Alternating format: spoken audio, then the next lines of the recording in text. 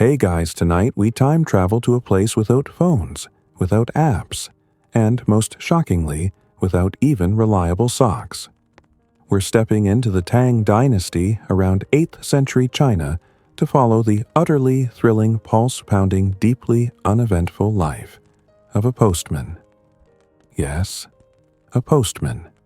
A hero without glory, without headlines, but with thighs of steel and a daily step count that would put your smartwatch to shame. So picture this: you wake before the sun.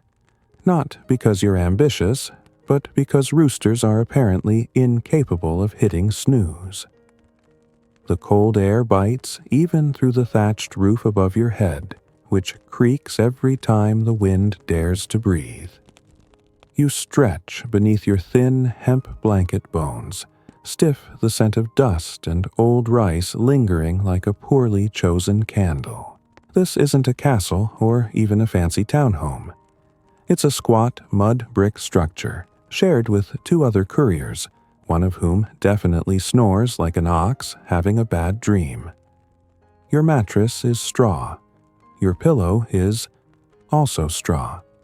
Honestly, it's all just straw rearranged to lie about being furniture. So before you get comfortable, take a moment to like the video and subscribe, but only if you genuinely enjoy what I do here. And hey, drop a comment telling me where you're watching from and what time it is in your corner of the world. Now dim the lights, maybe turn on a fan for that soft background hum. And let's ease into tonight's journey together. A rooster goes off like a biological alarm clock without a snooze button right outside your wooden window flap. You groan not because it's early, you're used to that, but because your knees crack when you sit up. Yesterday's route was rough. Hills, sudden rain, and that goat incident. But we'll get to that later. The floor is cold. Always is. You reach for your tunic, a coarse wool number that chafes in summer and freezes in winter. At least it's consistent. Your trousers are stiff, reeking faintly of pine and feet. You slip into them anyway, tucking the hem into tall, soft leather boots. Not because they're stylish, but because they're the only pair that doesn't give you blisters yet. You toss a glance around the single room. Jian, your co-worker, is already gone. Probably took the best rice scraps with him. Old Lin is still snoring face down in his blanket like he's trying to suffocate himself gently. You step around him, open the door, and the pre-dawn chill rushes in like it's trying to wrestle you back to bed. Nice try, wind. You've got mail to deliver.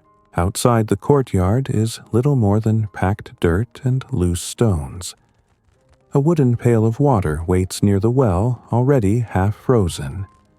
You splash a bit on your face, gasp at the temperature, and pretend this is invigorating.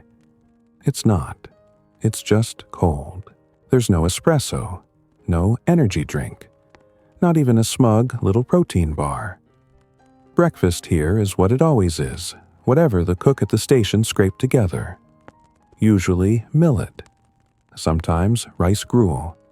Once, tragically, a stew of something that may have been eel or snake, or someone's lost laundry.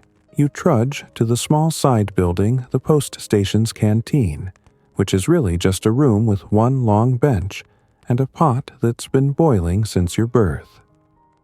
A young station boy nods at you wordless, and ladles a scoop of yellowish porridge into a wooden bowl. You mumble a thanks, even though you're not sure he hears or cares. At this hour, it's mostly silent. Just the clink of bowls, the occasional cough, and the creak of the pot lid shifting from steam pressure. You sip your tea, bitter watery, no sugar obviously, and let the warmth seep into your chest like a polite apology. Across the room, another courier grumbles about his horse throwing a shoe.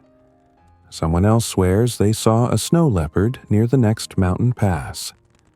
Lies, probably, but entertaining ones. Outside, A bell chimes softly. Not the big temple bell, just the station's tiny bronze one indicating it's almost time to receive dispatches. You gulp down the last of your porridge and stand joints protesting like an unpaid laborer. Your satchel, made of bamboo and leather, hangs on a hook near the door. It's yours, and you know every scratch on it. The bottom has been repaired 4 times with horse glue and hope. You sling it over your shoulder and step outside into the pale morning light. The road awaits. A long ribbon of packed earth flanked by trees and hills, and the occasional suspicious pile of animal droppings. The Tang postal system is no joke. It's massive, intricate, and bureaucratically beautiful. At its height, there were over 1,600 post stations stretching across the empire. That's a lot of walking, a lot of sore arches, a lot of opportunities to curse quietly in the bushes. And yet you feel something else too. A strange pride, maybe. You're one of the invisible gears in the empire's machine. You carry edicts, tax records, wedding announcements, even love poems. Every scroll is a whisper from one side of China to another. You might not be a general or a poet, but without you, none of them could talk to each other. Or at least not quickly. Historians still argue whether Tang postmen were the fastest in the world at the time. Some say yes.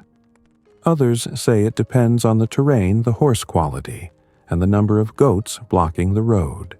There's also debate about what exactly qualified as official mail. Some records suggest couriers occasionally delivered personal messages for a price. Let's just say it's not a stretch to imagine a side hustle or two. You wouldn't know anything about that, of course. The sky brightens, painted in pale blue and streaks of gold. Your day is beginning. And with it, a dozen scrolls, 2 suspiciously heavy packages, and a journey that spans mountains, forests, and at least 3 unsolicited conversations with roadside philosophers. Remember this moment, because it's the most peaceful part of your day. You step onto the road just as the mist begins to rise from the dirt, like forgotten spirits stretching after a long night's nap. The horizon blurs into a milky blue, and somewhere in the trees, a magpie screeches as if it has pressing opinions about your pace. You adjust your satchel, give the road one last squint, and begin the daily trudge that defines your life. The path curves through open plains, climbs gentle hills, and occasionally passes under arched stone bridges that groan beneath their own age. These are not paved Roman roads. No neat slabs here. Instead, it's earth and stone, sometimes mud. Sometimes frozen ruts deep enough to sprain your ankle and your self-esteem. You walk because you have no horse today. The station's best mare was claimed by an officer heading north. Rank hath its privileges, and your boots have blisters. Your first delivery isn't glamorous. It's a scroll wrapped in oilcloth bound for a regional grain administrator in a nearby village. The scroll itself is light, but the pouch you carry is not. You've got a few heavier bundles strapped to your back, some sealed pottery flasks, probably medicinal wine for an aging official with very specific health concerns. You reach the edge of the forest and pause. The road narrows here, ducking under low-hanging branches, and the air suddenly smells of pine-wet moss and something vaguely like mushrooms that may or may not be edible. This section always makes you tense. Too many sharp curves, too many stories of bandits with bad aim and worse hygiene. But today, the only thing lurking in the shadows is a squirrel trying very hard to look menacing. As you walk, you pass small waymarkers, simple stone posts etched with distances to the nearest towns. They're covered in moss, some nearly illegible, but you've passed them so often that your feet know what they mean, even if your eyes can't quite read them anymore. You've walked maybe 5 li so far, roughly 2 kilometers, and already your shoulders ache. The satchel's leather strap digs into your collarbone. You shift it to the other side, knowing it's only a matter of time before that one starts aching too. Your boots squelch faintly in a damp patch, and you mutter something unprintable about whoever designed this route. Around a bend, you spot your first checkpoint, a small pavilion with a red-tiled roof and a carved dragon post at the corner. A sleepy attendant waves you in with a yawn, barely glancing at your delivery pass. He offers you a steamed bun from a bamboo basket. You accept with the kind of gratitude that feels nearly religious. It's filled with turnip paste. Could be worse. Could be filled with nothing which has happened before. As you eat, the attendant shares the local gossip. A magistrate's pig ran off with someone's laundry. A traveling monk claims he can walk through walls, but only if nobody watches. And, apparently, a woman in the next village over gave birth to twins, one with a full head of hair, the other bald as a winter melon. Omen, the attendant says, eyebrows high. You nod, politely, pretending to care. Mainstream history tells us the Tang Dynasty had one of the most advanced postal systems of its time, complete with courier ranks, rest stations, and emergency protocols for royal dispatches. But fringe tidbits suggest things got creative. Some sources hint at secret messages sewn into clothes or clever use of homing pigeons trained by Buddhist monks. Historians still argue whether those stories were fact or just ancient clickbait. You finish the bun, thank the attendant, and set off again. Your stomach feels marginally more stable now, even if the road doesn't. The path climbs higher here, weaving along a ridge that offers sweeping views of the valley below rice fields in perfect rows. Smoke curling from village chimneys and oxen lazing like retirees with no appointments. Then ahead, you spot them children. 3 of them, barefoot and loud, playing some game involving a stick-a-hoop and physics that defy explanation. One of them notices you and shouts, "The Letterman." The Letterman. You force a smile. Kids like to run beside you, ask invasive questions, and sometimes try to guess what's in your bag. One of them guesses pickled duck feet. Another guesses a baby. Neither is correct, but only one is disturbing. You reach the village by mid-morning. It's quiet, save for the clatter of chickens and the rhythmic thunk of someone hammering shoes beside a wooden stall. A few heads turn as you pass, but nobody says much. You're a regular here. Familiar. Forgettable. You find the administrator's office at the far end, a squat stone building with faded red paint around the windows. The clerk who receives the scroll is efficient if entirely humorless. You get your stamp, a polite nod, and no tea. Rude. Still 1 delivery down, 19 to go. You head back to the main road, stomach already rumbling again. This is the part where the day blurs. Walk, deliver, repeat. You stop for water at a roadside spring sharing space with a traveling merchant who insists on showing you his newest product, a sleep mat, filled with goose feathers and magic prayers. You nod, feign interest, and pretend not to notice the price tag is absurd. By late afternoon, you've reached the halfway point. Your knees are plotting mutiny, and your back has developed opinions. You rest under a cypress tree, pulling out a strip of dried fish from your satchel and chewing it like you're punishing your jaw for existing. It tastes like salt and regret. Still, the view is nice. Far off in the distance, a mountain peak shimmers in the light. You imagine what it would be like to live up there, No letters, no deadlines, no squeaky cartwheels.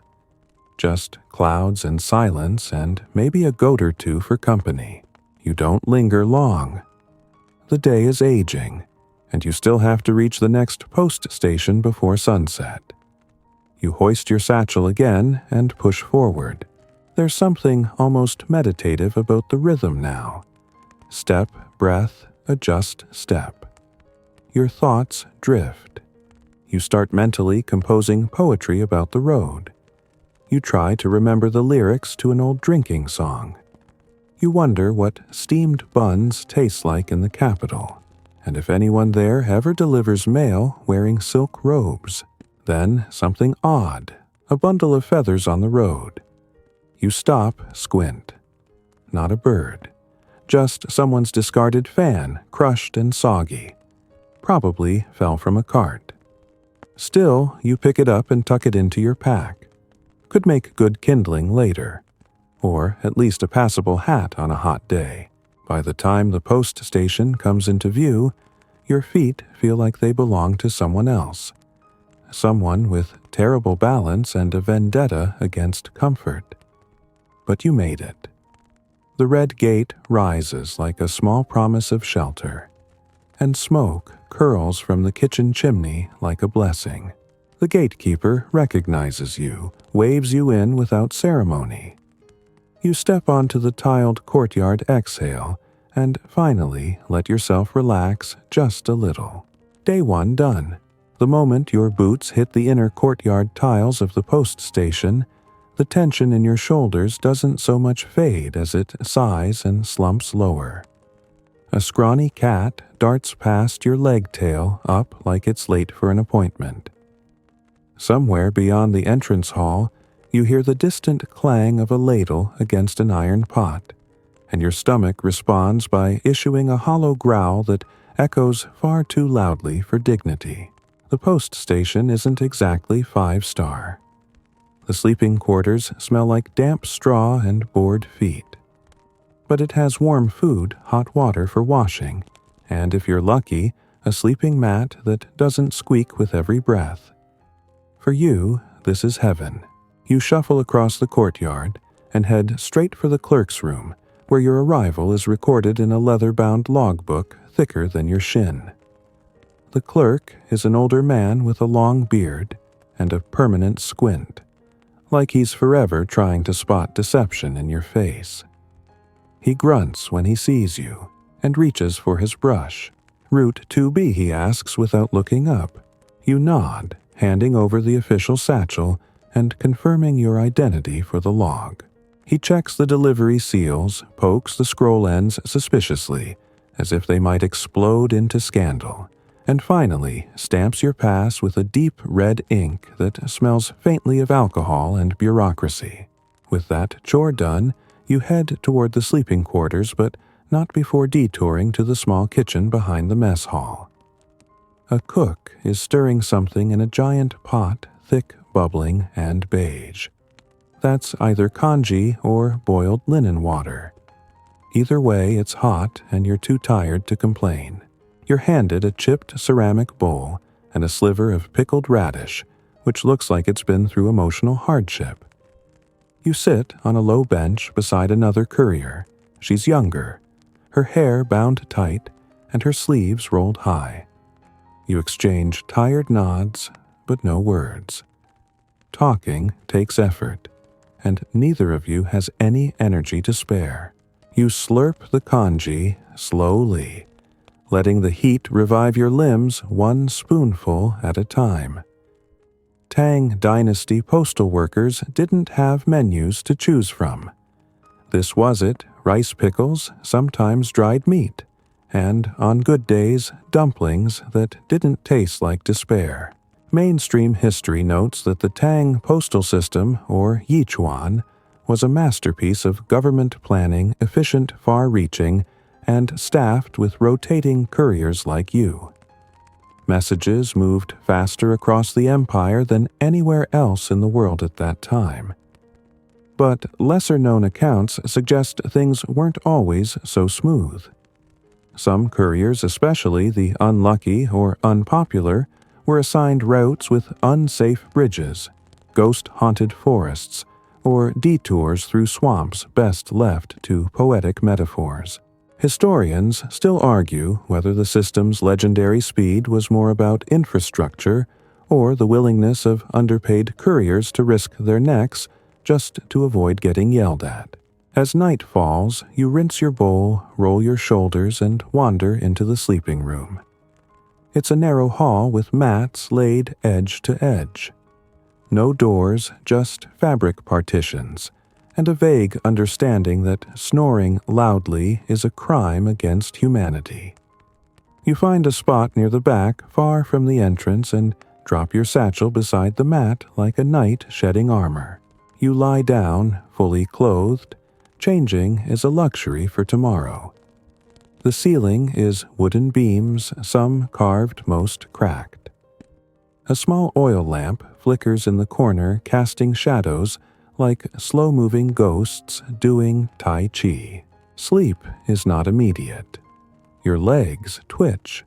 Your mind races. You remember that one scroll you forgot to check for tears.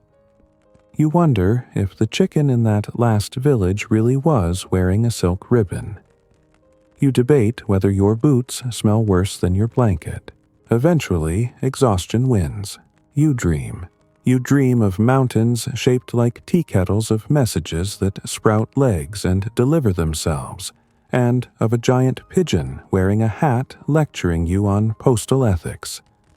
Standard fare. By morning, the room is a chorus of muffled groans, stretching limbs, and someone already loudly crunching pickled vegetables. You sit up, adjust your tunic, and check your pack. Everything's still there. No night ghosts took your dried squid. You wash quickly at the communal trough icy water that instantly reminds your hands that they exist. Then it's breakfast, more congee, now slightly burnt, and a surprise addition, half a salted duck egg. It's like getting a bonus in your paycheck, except it's edible and sulfuric. By sunrise, you're already back on the road, your breath misting in the cold morning air. Today's leg is longer. Through the southern foothills, then over a small river. You hum a tune to pass the time, something an old courier once sang something about never trusting a smiling ox. About an hour in, you come across a farmer with a broken cart. The wheel's cracked, and he's eyeing it like it personally betrayed him. You pause, offer your spare twine, and help wedge a rock under it for balance. He thanks you with a handful of roasted beans, warm, salty, and surprisingly good. It's the most nutritious thing you've eaten in days. You press on. As the road curves uphill, the scenery changes. Tea terraces ripple along the slopes like green corduroy. In the distance, a small shrine perches atop a hill, just a bell. Some stone steps and a wooden tablet fluttering with prayer tags.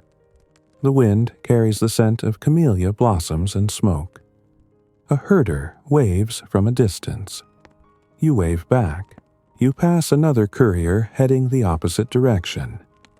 You recognize him, Wu, the fastest runner on Route 5A, and the proud owner of 3 missing toenails. You exchange quick greetings, each of you too winded to say more than good luck and still alive. Midway through the morning, you reach a river crossing. There's no bridge, just a ferry raft pulled by ropes and manned by a boatman with a beard that could trap minnows. He grins a little too widely as you step aboard, and the raft creaks under your weight. As you drift across, he points to a cluster of trees upstream. Bandits last week, he says cheerfully, like announcing a weather report. You nod, pretending your hands aren't slowly tightening around your satchel strap. Once across, you pick up your pace. The road on this side is rougher, more exposed. At one point, you see a hawk circling above and wonder if it's scouting for a courier-shaped lunch. But you make good time and soon spot the tiled roof of the next village checkpoint. This one is livelier, a market's in full swing. Cloth vendors, spice sellers, a man loudly promoting a tonic that allegedly prevents aging and accidental baldness. You pause long enough to buy a fried dough twist from a stall nearly burning your fingers, but worth every blister. You deliver 3 messages in this village, one to the constable, one to a monk, and one, curiously, to a weaver. The weaver reads her letter, smiles faintly, and offers you a roll of rough silk as thanks. You hesitate, but accept. She tells you it's good for wrapping things. You suspect it's also her way of saying, "Don't die out there." Afternoon shadows grow longer. You still have hours to go before the next station. But your steps are a little lighter now. The breeze feels cooler. The fried dough twist sits warmly in your stomach like a tiny, oily blessing. And ahead, just over the next ridge, the road curves once more toward whatever strangeness and scrolls await next. You begin the ascent with steady, practiced steps, your legs remembering every groove and dip in the stones before your eyes even register them. This isn't your first climb through the western ridge, and it won't be your last, provided you don't slide off into one of the ravines that have a bad habit of eating careless couriers and keeping their shoes. The air grows cooler, here sharper. The trees, thinner and more gnarled, lean sideways, like they're whispering secrets to each other. Mostly about how ridiculous you look trying to keep your hat from flying off. Wind tugs at your satchel, your sleeves, even your ears, like a bored spirit with nothing better to do. And then, just like that, the noise of the world quiets. It always happens at the ridge's crown. You crest the last rocky outcrop and suddenly the world expands. Behind you, valleys blanketed in mist, thin ribbons of roads snaking between rice fields and temples. Ahead, a sweeping vista of jade-colored hills dappled with wildflowers and dotted with the occasional crumbling tower that no one remembers building. Somewhere out there lies your next stop. And several more after that. You take a moment here not because you're sentimental, but because your lungs demand it. Plus, it's said that Tang Dynasty couriers were trained to stop and commune with the horizon, which is a poetic way of saying, "Don't faint on a hill." Mainstream sources note that this route was part of the imperial relay system that linked even the most remote prefectures to the court in Chang'an. You were the veins in a body vast enough to touch deserts, glaciers, and tropical coastlines. But what the records don't tell you is how these moments high above the hum of civilization offered a strange kind of freedom. Up here, there's no yelling magistrate, no leaking roof, no spoiled kanji. Just sky wind and the reminder that your problems are smaller than a sparrow's sneeze. Your rest ends when a butterfly of all things flutters across your face and startles you back into motion. You begin the descent carefully, boots slipping slightly on gravel that acts like it's paid to betray you. Halfway down, you spot movement through the trees. A figure standing still, cloaked. You freeze, heart ticking faster. But it's not a bandit. It's an old woman. She's collecting kindling and muttering to herself about the firewood being too polite and snapping too softly. She doesn't even glance at you, just waves vaguely in your direction like you're an errant breeze. You pass her without comment. By late afternoon, you reach the edge of a small hamlet nestled at the foot of the ridge. It doesn't show up on official route maps. No signposts, no relay station. Just 4 homes, a shriveled garden, and a chicken that looks suspiciously judgmental. You stop at a well to refill your flask, nodding politely at a child who eyes you as if wondering whether couriers bleed ink. It's then that a man emerges from a nearby hut and hails you with that hopeful tone that always precedes an unofficial request. "You're headed east, aren't you?" he asks. You hesitate. He holds up a letter folded, sealed in wax, and slightly smudged. Just one scroll. "For my sister. She's in linen." You look at the seal. Handmade. Not imperial. Official protocol says you shouldn't accept it. Off-the-books deliveries are discouraged, mainly because they often contain poems, petty gossip, or requests to borrow money, none of which the emperor cares to track. But the man's eyes are tired. His hands rough from field work. He holds the scroll as if it contains more weight than it should. So you accept it. You tuck it deep into your satchel and nod once.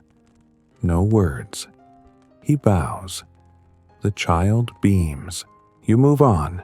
The forest road beyond the hamlet is narrower, shaded by pines that crowd the path like gossiping aunties at a market stall.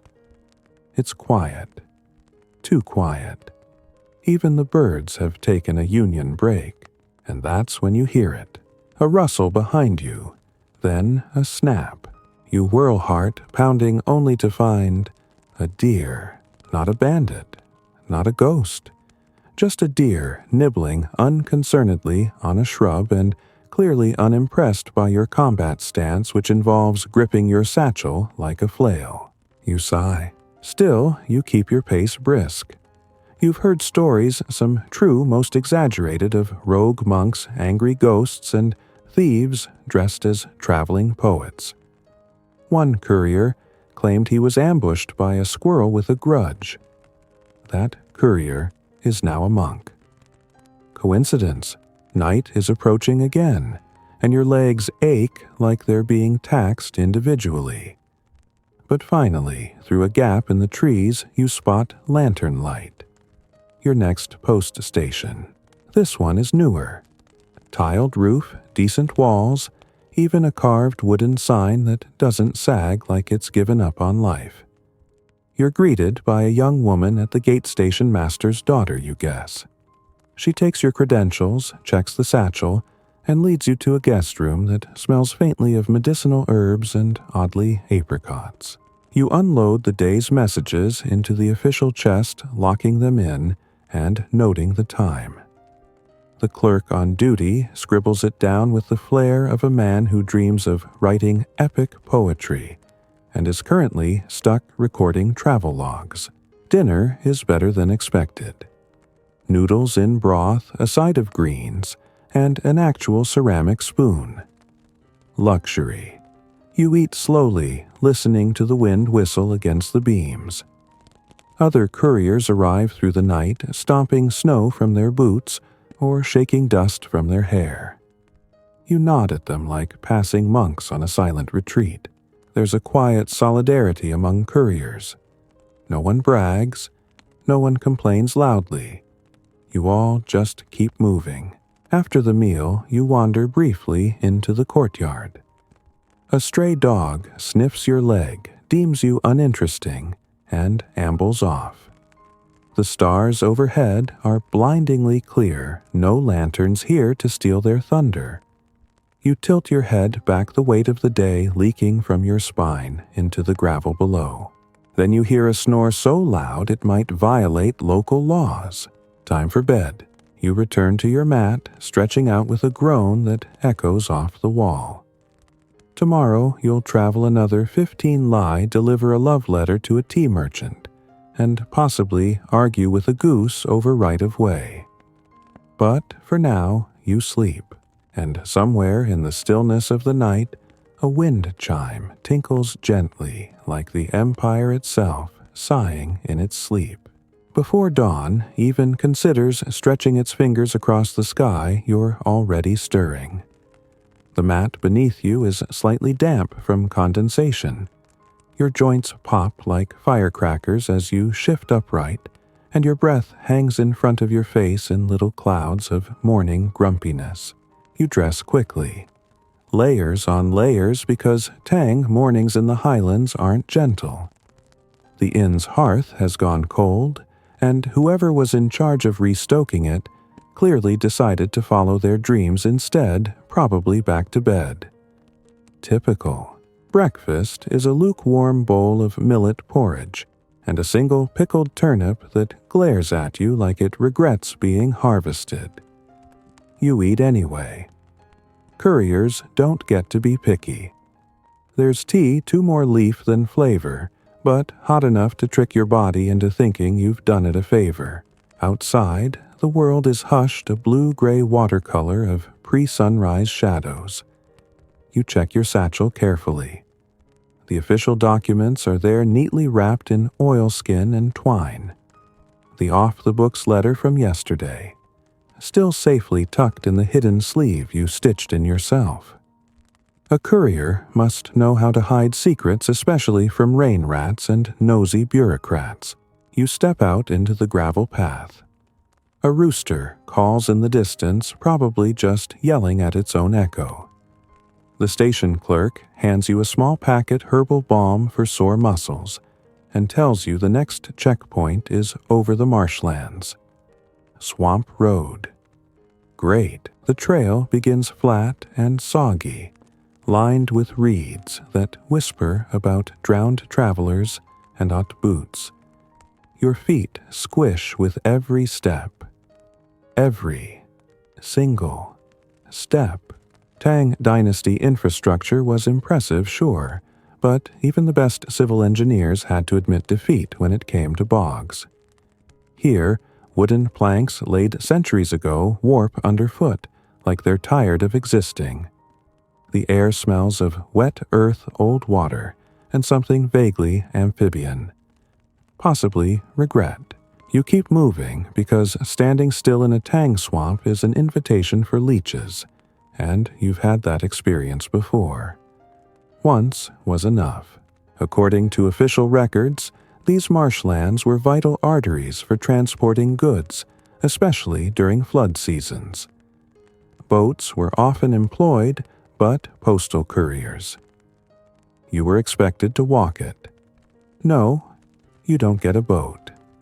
Boats are for tea shipments and retired generals. A dragonfly lands on your sleeve, stares at you with those compound eyes. You stare back. It flits away unimpressed.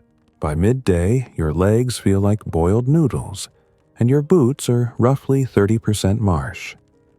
You stop at a lone rest stone, an ancient marker etched with characters too eroded to read.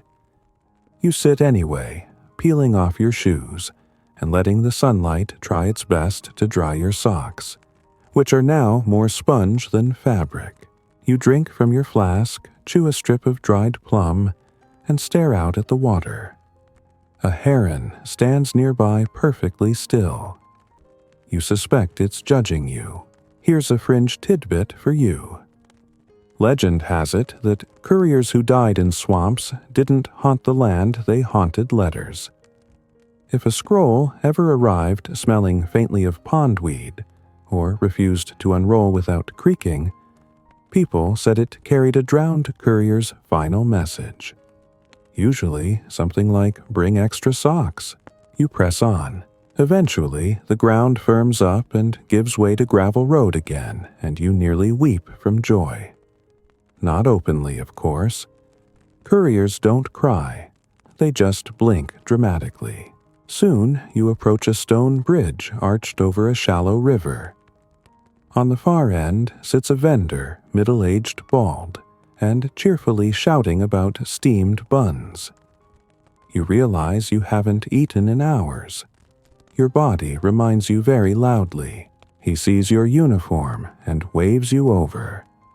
Half price for messengers of the empire, he declares, clearly proud of his patriotic extortion. You buy 2 buns. One's filled with pork. The other you think is sweet bean, though it might be turnip again in disguise. You don't care. They're warm. As you eat, he asks where you're headed. You lie just a little. Not about the town, but you don't mention the unofficial letter or the detour you plan to take. Even friendly vendors can be talkative, especially the friendly ones. He nods as you finish the last bite and offers you a sliver of candied ginger for the road. You take it gratefully. Back on your way, the afternoon sun stretches lazily across the path, dappling it with light that makes every pebble seem significant. Your pace quickens. The next way station isn't far, now just past a small bamboo grove, where the wind sounds like whispers and the occasional flute practice. As you pass the grove, you spot a man sitting cross-legged beneath one of the stalks' eyes, closed, breathing deeply. He's either meditating or asleep. It's hard to tell. A guqin rests across his lap. You walk softly, not wishing to disturb the peace. The man doesn't move. A bird chirps once and then decides it's not worth the effort. The final stretch is a gentle incline, and at the top you spot the tiled roof of the next post station. A stone lantern out front glows with a flickering flame, even though the sun hasn't set yet. Maybe they just like ambiance. Inside, it's quiet, clean, almost unnervingly tidy. The station manager greets you with a crisp nod and a clipboard that looks like it's been polished. Everything here smells of camphor and rice starch. You suspect they hold weekly drills. You log your arrival, hand off the scrolls, and collapse onto the floor mat provided. A junior courier peeks in and asks if you'd like tea. You say yes, twice. She brings it silently and disappears like a ghost trained in hospitality. Over dinner, rice greens and a fried egg that looks suspiciously like someone tried to impress a superior. You listen to the other couriers talk about their routes. One just came from the coast, still smells like fish. Another claims she outran a wild boar this morning. Everyone's too tired to question her. You turn in early. The mat is thin, the blanket thinner. But your eyes are heavy and your dreams are light. You dream you're still walking through reeds, past stone bridges, into clouds shaped like scrolls. The world is quiet, soft, and smells faintly of steamed buns. The dreams dissolve slowly, like ink bleeding into parchment. You're half awake before your eyes open already, bracing for the ache in your shoulders and the strange stiffness in your left foot. The mat beneath you did nothing to prevent it. Welcome to the glamorous life of a Tang Dynasty postman, where even your dreams come with sore knees. The air inside the station is cool, smelling faintly of boiled millet and the distant smoke of someone else's breakfast. You sit up with a groan that could rival a temple bell and stretch your arms until your spine protests with a satisfying pop. Tea arrives again as if by magic. The same silent junior courier as yesterday, her hair tied neatly in a topknot, eyes full of pity or boredom. It's hard to tell before dawn. You thank her anyway. Today's route is longer and hillier. You eye the map laid out on the station's lacquered table, tracing the winding roads that twist upward like a drunk snake climbing a ladder. There's a reason the more senior couriers mysteriously develop chronic ankle injuries when this route is assigned. You strap your pack, adjust your tunic, and step outside. Morning light spills across the path like honey catching on dew-slick stones, and spiderwebs strung between bamboo stalks. Birds trill optimistically. You feel nothing of the sort. By now, you've learned to pace yourself. Tang roads are famously well-maintained compared to their western counterparts, and yet uphill is still uphill. There's no bureaucratic shortcut for gravity. Your legs churn steadily through the incline past terraced fields where early farmers tend neat rows of tea bushes and rice seedlings. A child runs along the irrigation path, herding a few lazy goats who seem intent on unionizing. You nod to the farmer as you pass. He nods back without stopping his hoe. Here's a proper fact to chew on with your dried plum snack. The Tang postal system, known as the Yichuan, was an official state-run network of relay stations couriers and logistical overseers. It stretched across vast distances, with routes radiating from Chang'an like ink strokes on a scholar's scroll. Mail could travel faster through this ancient system than some rural towns today receive broadband. Sad, but true, and yet there was no uniform, no badge, no flashing light, just the knowledge you carried something important, and the assumption that robbers knew it too, which brings us to the path ahead. Narrow, wooded, and curved just enough to block your view. Prime spot for an ambush. You slow your pace listening. No rustle, but leaves no crunch but your own steps. Still, your fingers drift instinctively toward the bamboo tube strapped to your side. Not for defense, but for distraction. Inside are decoy documents, just in case. Tang Dynasty robbers weren't always the sword-wielding type.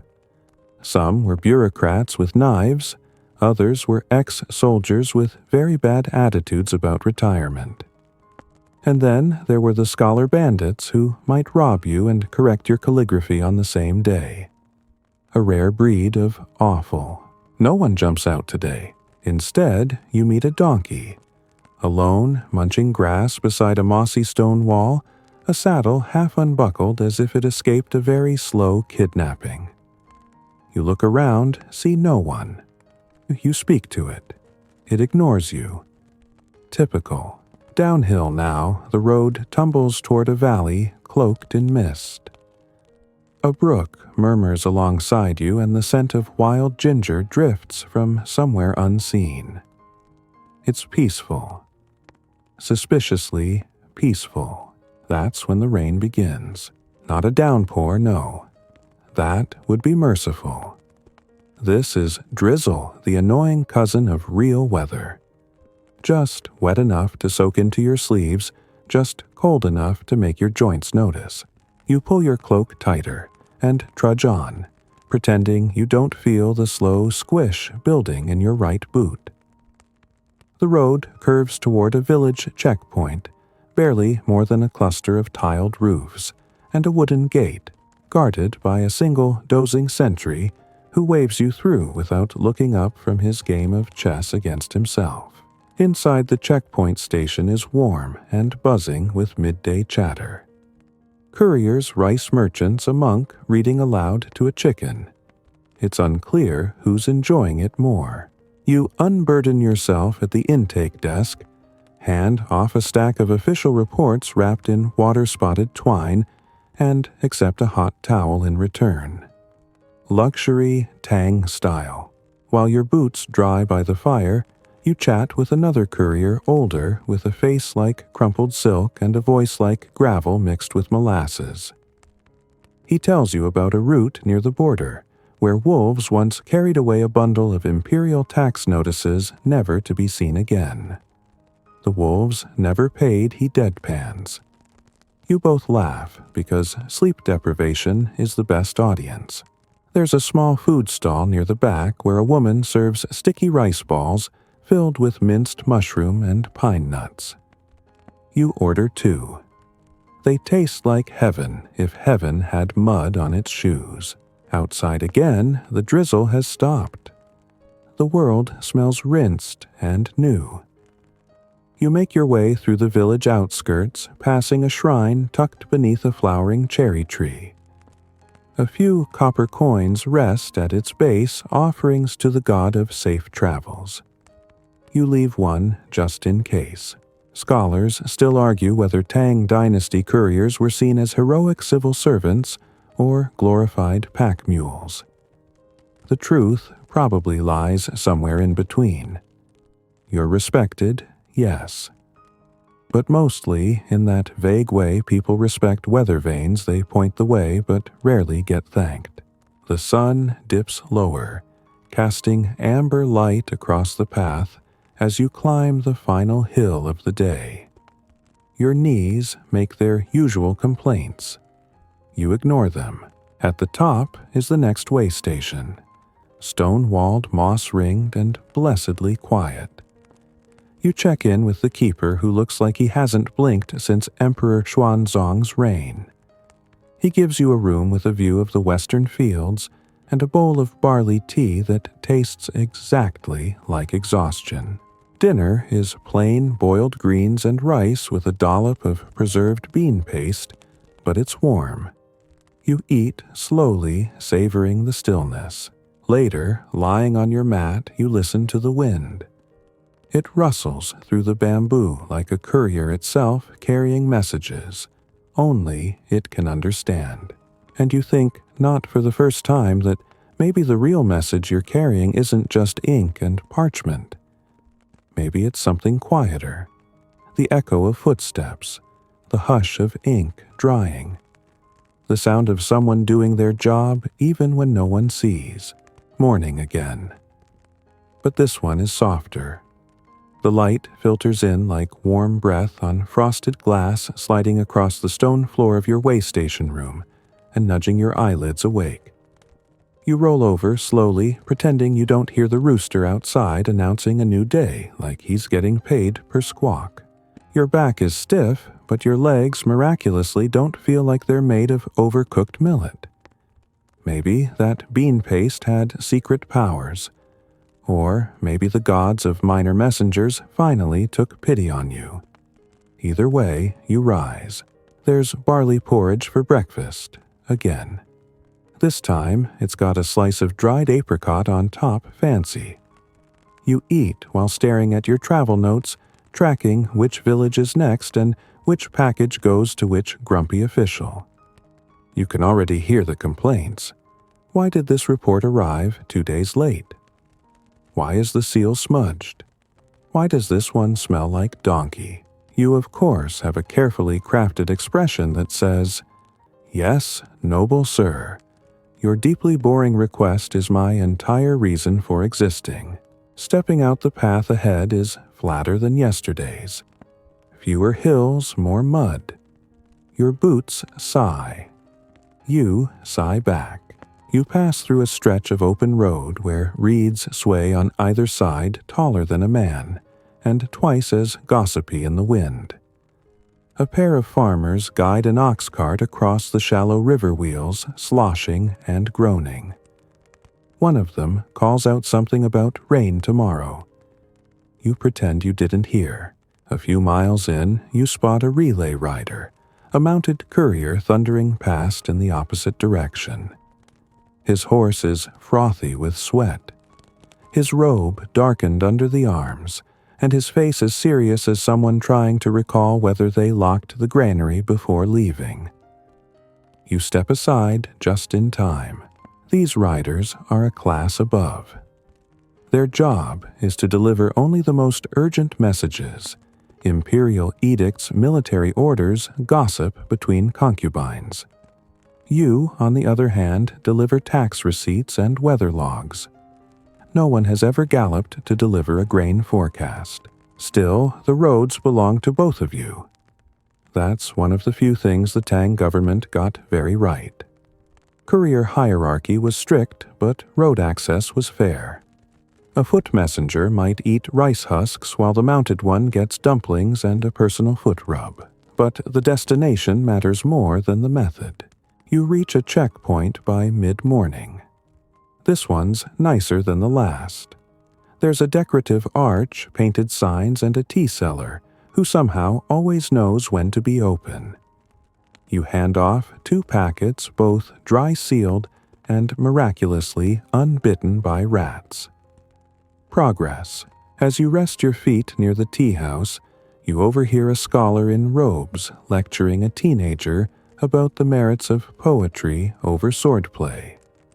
A blade dulls, he intones, but words slice deeper. You sip your tea and decide that both things ideally should not slice you at all. Midday heat arrives like an unexpected tax inspection, heavy draining, and impossible to avoid. The road becomes stickier.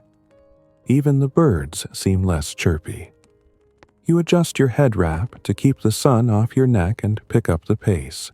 That's when the bridge comes into view. Not just any bridge, but a long wooden span arching over a bright green river that snakes lazily through the valley.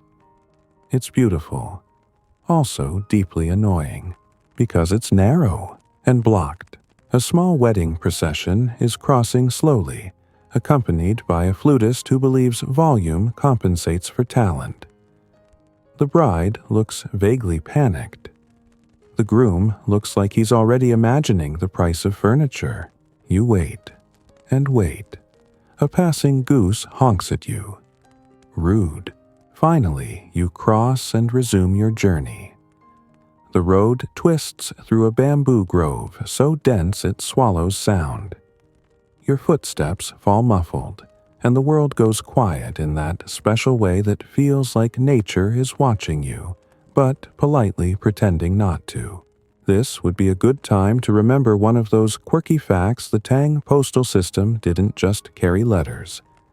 Couriers like you were sometimes required to memorize oral messages.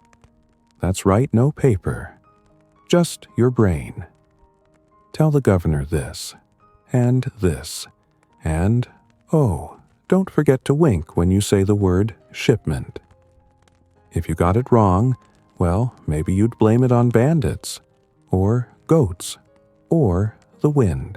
Historians still argue whether these oral transmissions were meant for speed or secrecy, or just because some officials hated writing. Either way, you're glad your memory isn't being tested today. You'd likely confuse someone's divorce filing with a request for more grain sacks. Later in the afternoon, you arrive at a small village named something like Plum Hill or Duck Pond, but you can't quite remember. The names blend together after a while. What doesn't blend is the smell wafting from the communal oven, a bakery. Sweet heaven. You follow your nose to a stall where a woman is pulling flatbreads from a clay oven, her sleeves dusted with flour, her expression a mix of kindness and suspicion. You hand her a coin. She hands you warmth. The bread is chewy steaming and laced with sesame. You eat it sitting under a tree watching a child try to teach a chicken to bow. The chicken isn't impressed.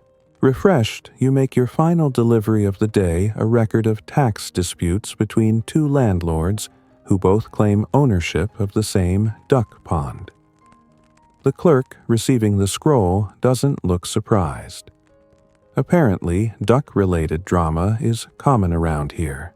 With your satchel now light and the sun tipping westward, you make your way to the next way station. This one's modest, a single courtyard house with fading paint and a dog that snores louder than most monks chant.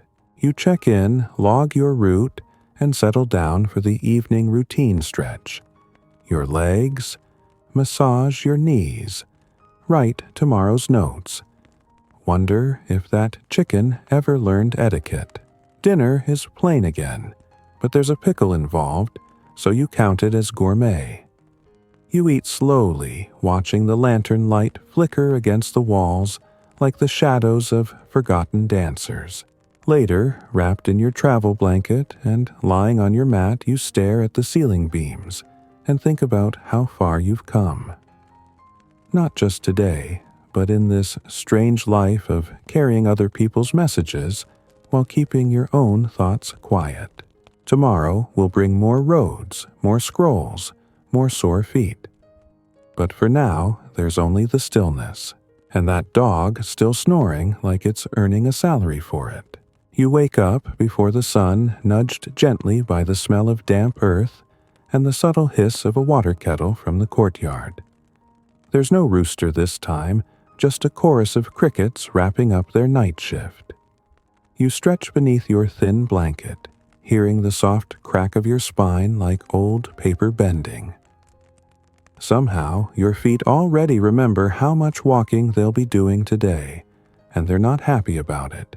The way station keeper offers you hot water and something that vaguely resembles tea. You nod in gratitude, sipping it slowly while trying not to gag. It tastes like someone steeped boiled socks and added a pinch of optimism. But it's warm. And warm is something. Once you've repacked your satchel, checked your documents, and rewrapped your traveling robe to hide the fact that it hasn't been washed since the last lunar festival, you're back on the road. The sun still hasn't shown up. You're ahead of it. For now, the morning chill is sharper today. Your fingers sting a little as they clutch your scrolls. You breathe into them and shove them deeper into your sleeves. A river glimmers nearby dark and wide like a sleeping dragon. Fog hovers above it like a silk scarf tossed lazily over the landscape.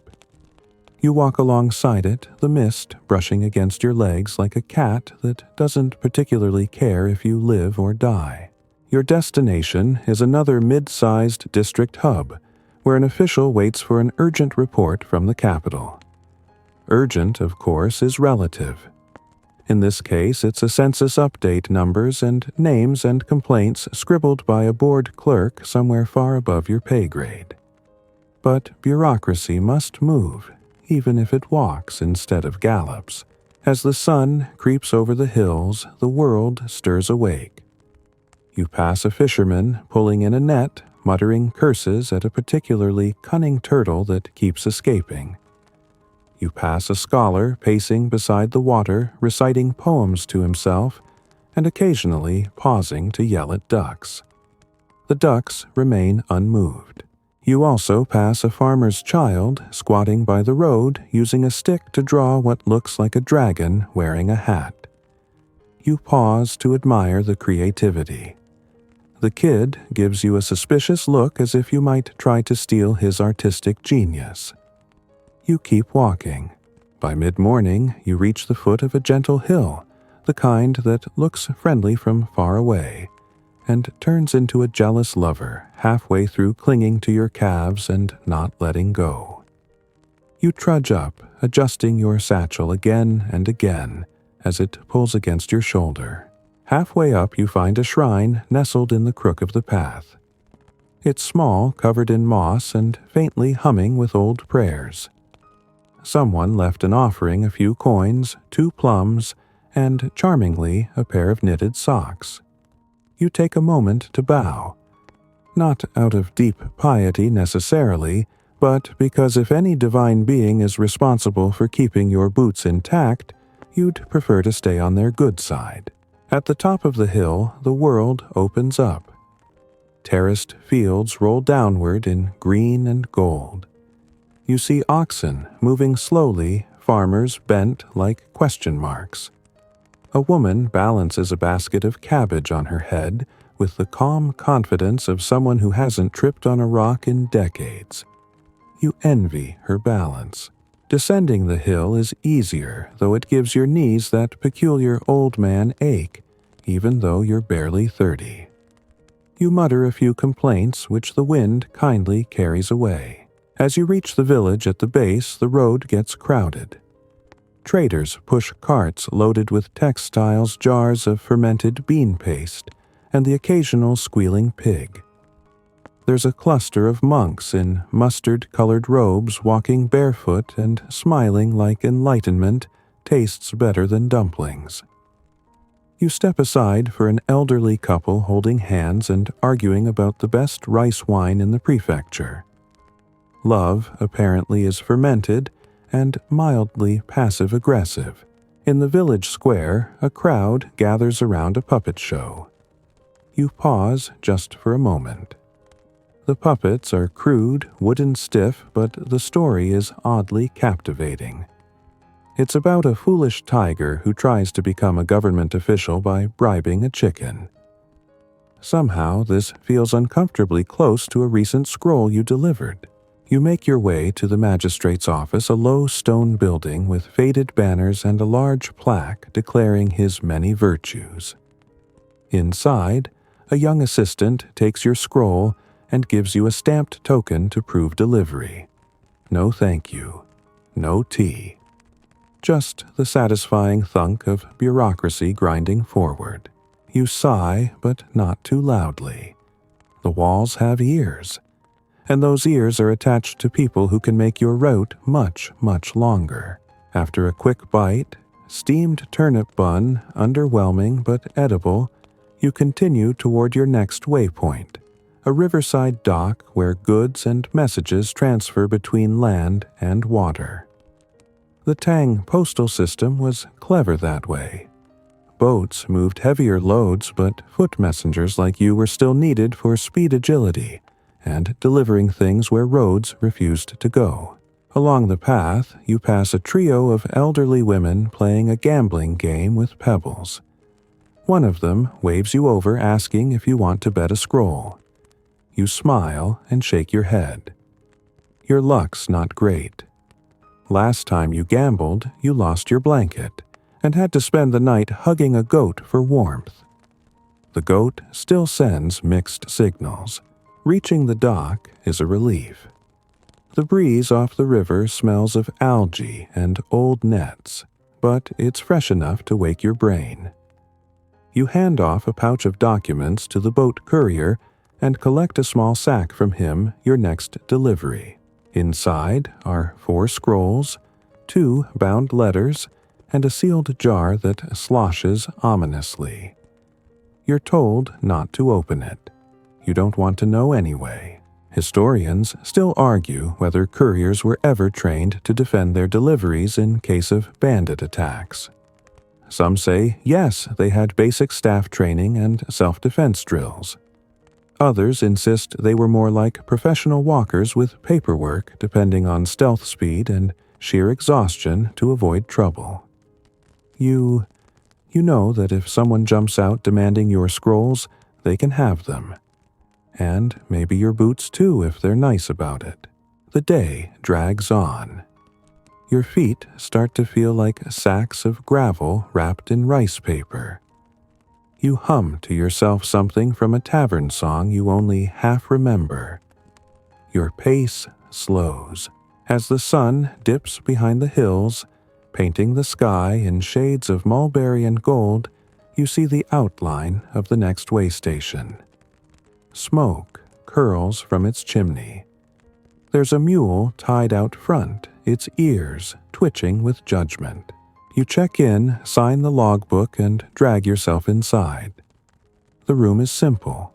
A mat, a pot of water, a wooden comb someone left behind. You sit, unwrap your feet, and thank every ancestral spirit that they're still attached. Dinner is boiled millet and cabbage. Again. But there's a slice of dried plum mixed in. Someone's feeling generous. You lie down early, letting the ache melt into the mat.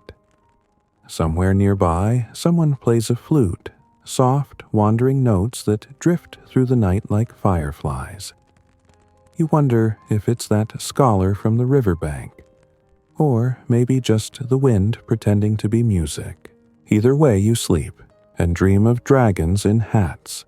Your eyes blink open slowly to the faint squeaking of a pulley and rope. Somewhere outside, someone is hauling water from the well, and it sounds a little too chipper for this hour. The mat beneath you is barely more forgiving than stone, but somehow your body has molded to it overnight like wet dough in a basket. You sit up, stretch, and immediately regret moving. The sky outside is streaked with pale blue and faint coral. It's going to be hot today. You can already tell. The air inside the way station is heavy with the smell of boiled grain and something faintly medicinal. Maybe someone left a poultice by the fire. You rub your eyes, splash your face with lukewarm water, and pack your things with the mechanical routine of someone who does this far too often. Today's journey will take you through a stretch of road known among messengers as the dusty tongue. It winds through a dry plateau where the wind is loud, the sun is louder, and there are exactly 0 places to refill your water unless you happen to know a shepherd. Or a goat with a generous heart. As you step onto the path, your boots kick up a fine powder that sticks to your robes and eyebrows like flour.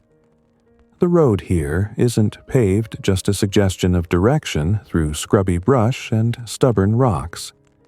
Occasionally, you spot old milestones, half buried in dirt, worn smooth by centuries of wind and passing feet. A caravan of camels passes you going the opposite direction. Their handlers nod politely but do not speak. One of the camels gives you a look like it knows you're underpaid. You nod back solemnly. Your satchel feels heavier today. Not just from the physical weight of scrolls and that suspiciously leaky jar, but from the psychological mass of walking under a sun that grows more aggressive by the hour. You try tying a cloth around your head. It helps slightly. Mostly, it just makes you look like a sweaty dumpling. Still you walk. You pass an abandoned guard post, its wooden walls collapsing inward like a forgotten paper lantern.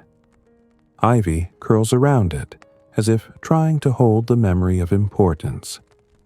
Inside, you spot a broken stool and a faded banner that reads something patriotic about vigilance. You don't linger. By midday, you find brief refuge under a knotted pine tree, whose branches spread wide like an old man telling a story. You sip water sparingly, eat a handful of rice crackers that taste like disappointment, and let your mind wander. You think about other couriers, those who took routes to the far reaches of the empire along the Silk Road, where Persian spices and Byzantine glass moved through calloused hands.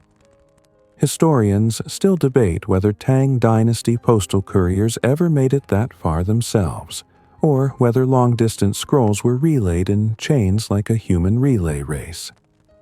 Either way, the thought of camels in desert robes handing off scrolls like ancient Olympic batons amuses you. Back on the road, you pass a man standing on a rock singing poetry into the wind. He seems unfazed by your presence. His voice is high and lilting, and he wears a paper crown made of mulberry leaves. You consider asking if he's okay. You don't. Some things are better left unexplained. In the late afternoon, you reach a fork in the road. One path is shorter, but known for occasional boar trouble. The other adds half a lie to your route, but is boar-free and shaded by bamboo. You take the bamboo route. You're in no mood for boar-based surprises today.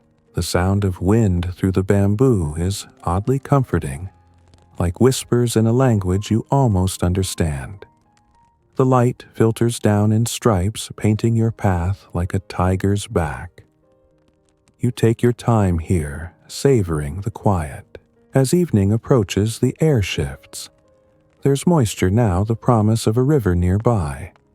You hear frogs before you see the water.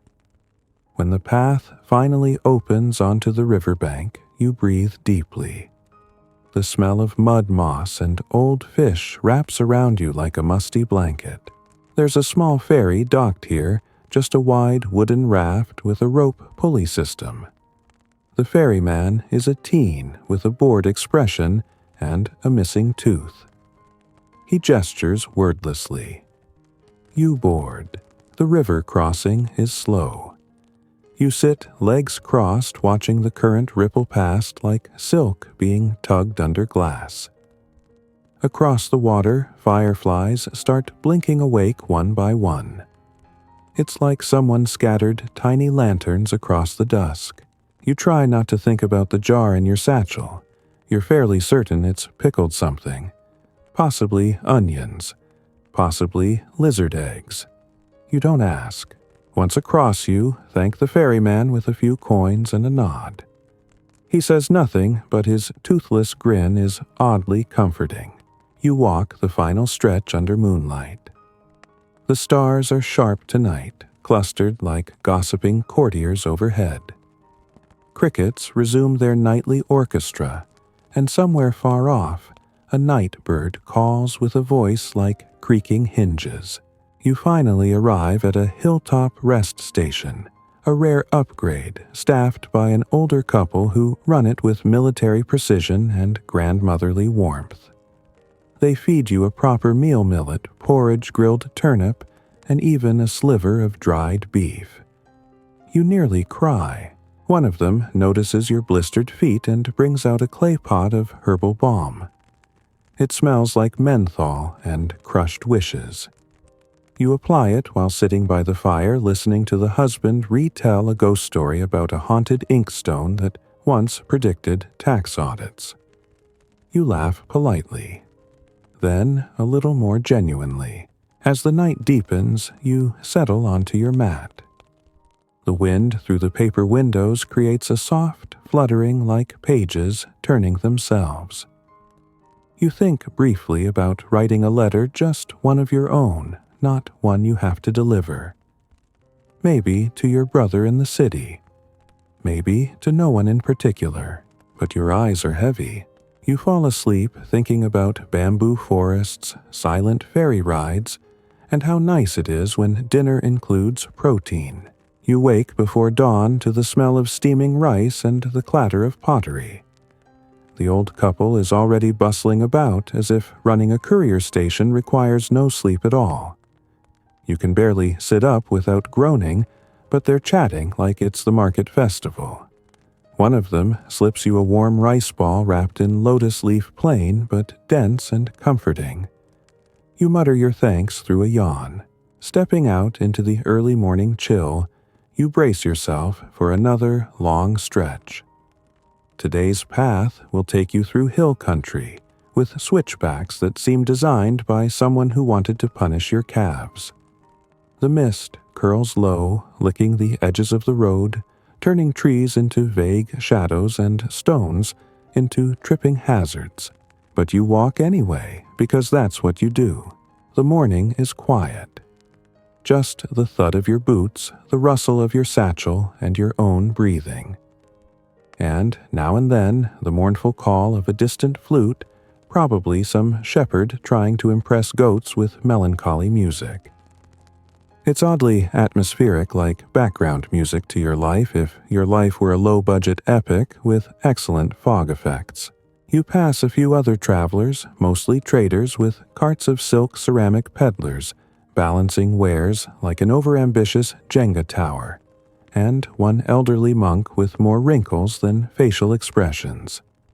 He nods at you in the exact same way everyone in this region seems to nod solemn slow.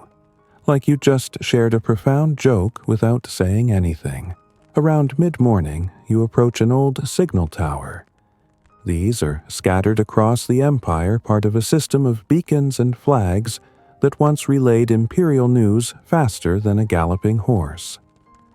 Historians still argue whether these towers were actually effective, or if they mostly served to remind people that the emperor existed. The tower is unmanned now, its banners tattered, and its stairs half collapsed. Still, you climb halfway up just to see the view. From here, the hills roll away like waves frozen mid-motion terraced fields, rising and falling with the land's mood. It's enough to make your sore feet forget how sore they are for about 6 minutes. You descend, adjust your satchel, and keep walking. At midday, the sun punches through the mist with a vengeance, and suddenly everything is glaring and too hot. Your layered robes become a sauna. You stop under a pine tree to cool down and chew on a pickled plum, which is somehow both sour and motivating. It reminds you of your grandmother, sweet, sharp, and slightly untrustworthy when she smiled. As you walk again, you spot an old bridge up ahead, a stone arch wide and elegantly curved, clearly built during the high Tang days, when infrastructure had funding and style. It crosses a narrow ravine where water trickles down like someone forgot to turn off a faucet. Halfway across the bridge, you meet another courier coming from the opposite direction. You exchange the same brief nod, but something about him feels different. His robes are pristine. His hair is too neat. He's either new or he has access to magical laundry. He opens his satchel to show you something wrapped in embroidered cloth. You glance, it's a message sealed with an imperial stamp. High level. You raise your eyebrows. He shrugs and keeps walking. You'll never know what's in it. Probably a directive about taxation. Or tea preferences. Descending the far side of the hill, you reach a cluster of small houses, a farming hamlet so quiet you wonder if it's been abandoned. But no. A woman steps out of one, spots you, and waves. She invites you to sit and rest, offering barley tea and a bowl of soup that tastes like someone poured nostalgia into hot water. She tells you a story about a local ghost who steals shoes, but only the left one. You're not sure if she's joking. She doesn't laugh. After thanking her, you move on refreshed and slightly suspicious of all left shoes. As the road narrows through dense trees, the sound of your own movement becomes oddly loud. Birds chirp lazily. A squirrel launches itself across a branch like it's practicing parkour. Your mind wanders again, this time to the messengers who came before you. The Tang Dynasty is famous for its postal system, but how many of them really enjoyed this? There's a story, maybe myth, maybe fact, of a courier who once delivered a love letter from Chang'an to Luoyang in record time, only to find the recipient had moved to a Buddhist monastery and taken a vow of silence. The courier legend says just shrugged and handed the letter to a passing duck. The path widens again and you hear drums. Not loud, but rhythmic, deep thumps that pulse through the air like a heartbeat. You crest a hill and spot the source, a group of children practicing lion dance moves near a small shrine. They pause as you pass and one waves a lion head puppet at you. You wave back. It's the most animated moment of your day. Soon you reach a shallow river crossing. No bridge here, just slippery stones that form a makeshift path across the water. You sigh and begin hopping from one to the next, trying not to imagine what your scrolls would smell like if they got soaked. One foot slips, but you recover in a flailing, undignified dance that would have made the lion puppet proud.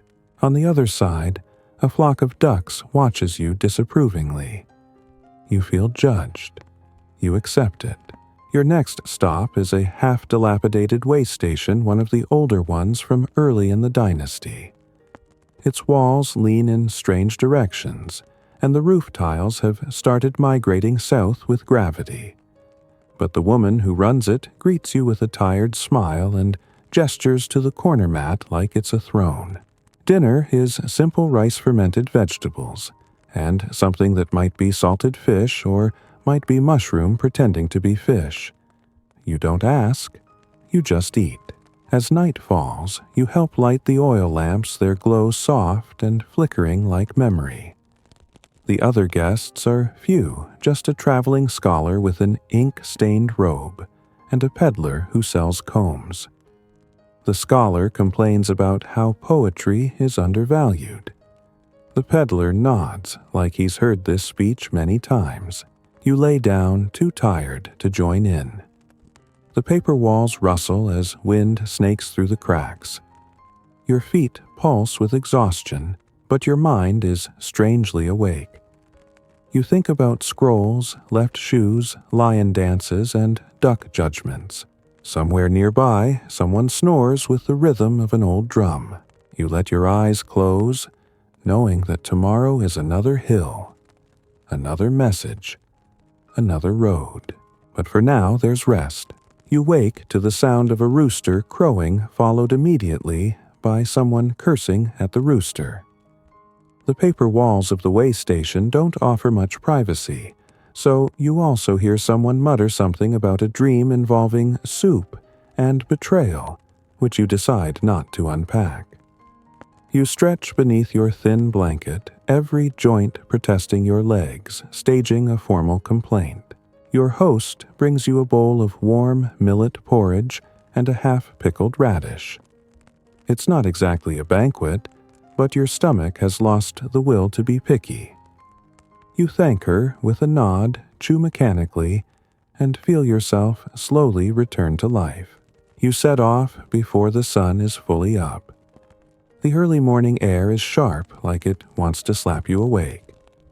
Mist clings to your sleeves, and the road ahead wrapping the trees in a gauzy curtain. The path winds along a ridge today, giving you views down into the valleys where tiny dots of villages steam with cooking fires and gossip. The Tang Dynasty had one of the largest organized courier networks of its time, and you're reminded of it with every creaking step. These roads, some carved directly into the sides of mountains, weren't built for comfort. They were built for imperial communication, and maybe to humble couriers like you into obedience. You slip once on loose gravel and decide that humility is fully achieved. Mid-morning, you pass a group of workers repairing a bridge. They're covered in dust and arguing about whether square pegs or round pegs last longer in stone holes. Historians still argue whether local infrastructure projects like this were truly overseen by central planners, or if villagers just shrugged and figured it out themselves. Judging by this conversation, it might be the latter. One of the workers pauses to ask if you've seen his donkey. You haven't. You almost ask what the donkey looks like, but stop yourself. It's a donkey. How different could it possibly be? Continuing on, you follow the road into a dense bamboo forest. The trunks sway in the breeze, creaking faintly like old bones. You keep glancing behind you, half expecting a fox spirit or retired bandit to appear. The Tang countryside is full of stories, some true, some barely so. And you can never quite shake the feeling that the trees are listening. You stop for lunch beside a small stream. There's a stone bench nearby, likely carved during the Sui dynasty, according to the faded inscription that says something about Emperor Wen's 7th tour, which may or may not have actually happened. You nibble on cold rice cakes and watch fish flicker through the water like silver whispers. Nearby, a herder calls out to a cow that is clearly ignoring him. You wave. The cow doesn't wave back. Rude. You pass another courier just after noon. She's younger than you, clearly enthusiastic, and carrying a satchel nearly as big as she is. You trade the usual weary nods, and she asks if you've heard the rumor about the capital switching to carrier pigeons. You scoff. Pigeons can't climb these mountains. She shrugs, wishes you luck, and vanishes down the trail like a hummingbird with very determined boots. The road cuts through another village. This one is livelier, with pigs nosing around courtyards and a group of children playing a game involving stones and exaggerated falls. One of them runs up to you and asks if you have any imperial secrets. You lean down and whisper. The emperor's favorite food is sweet lotus root, which is probably true and definitely boring. The child gasps like you've just handed him a sword. Past the village, the terrain flattens a little.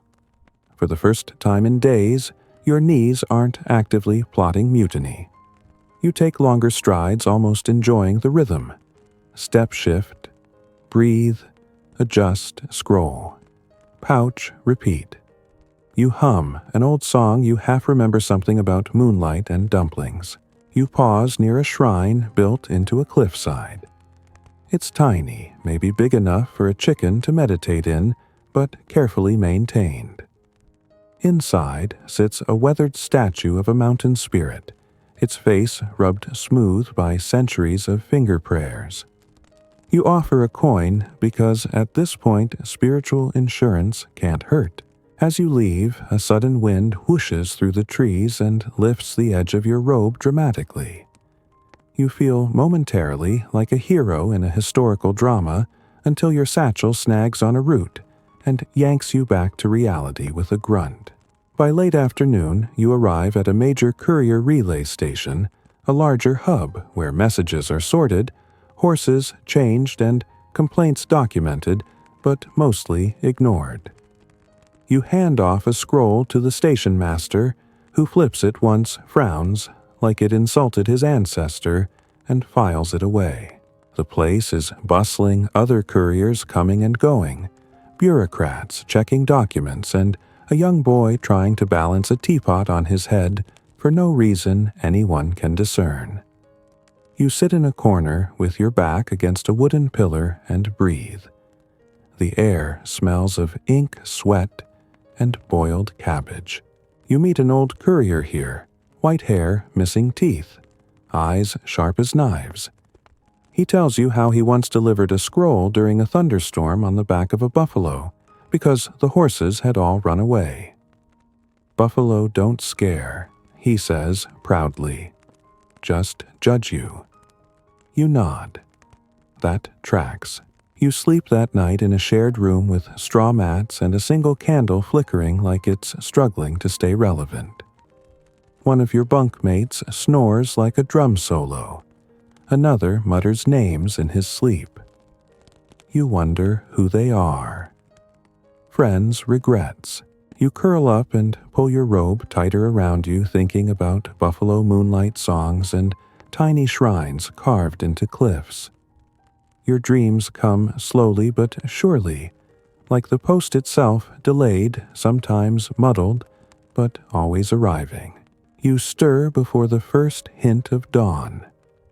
The station is quiet, except for the soft rustle of a mouse making off with someone's leftover bun.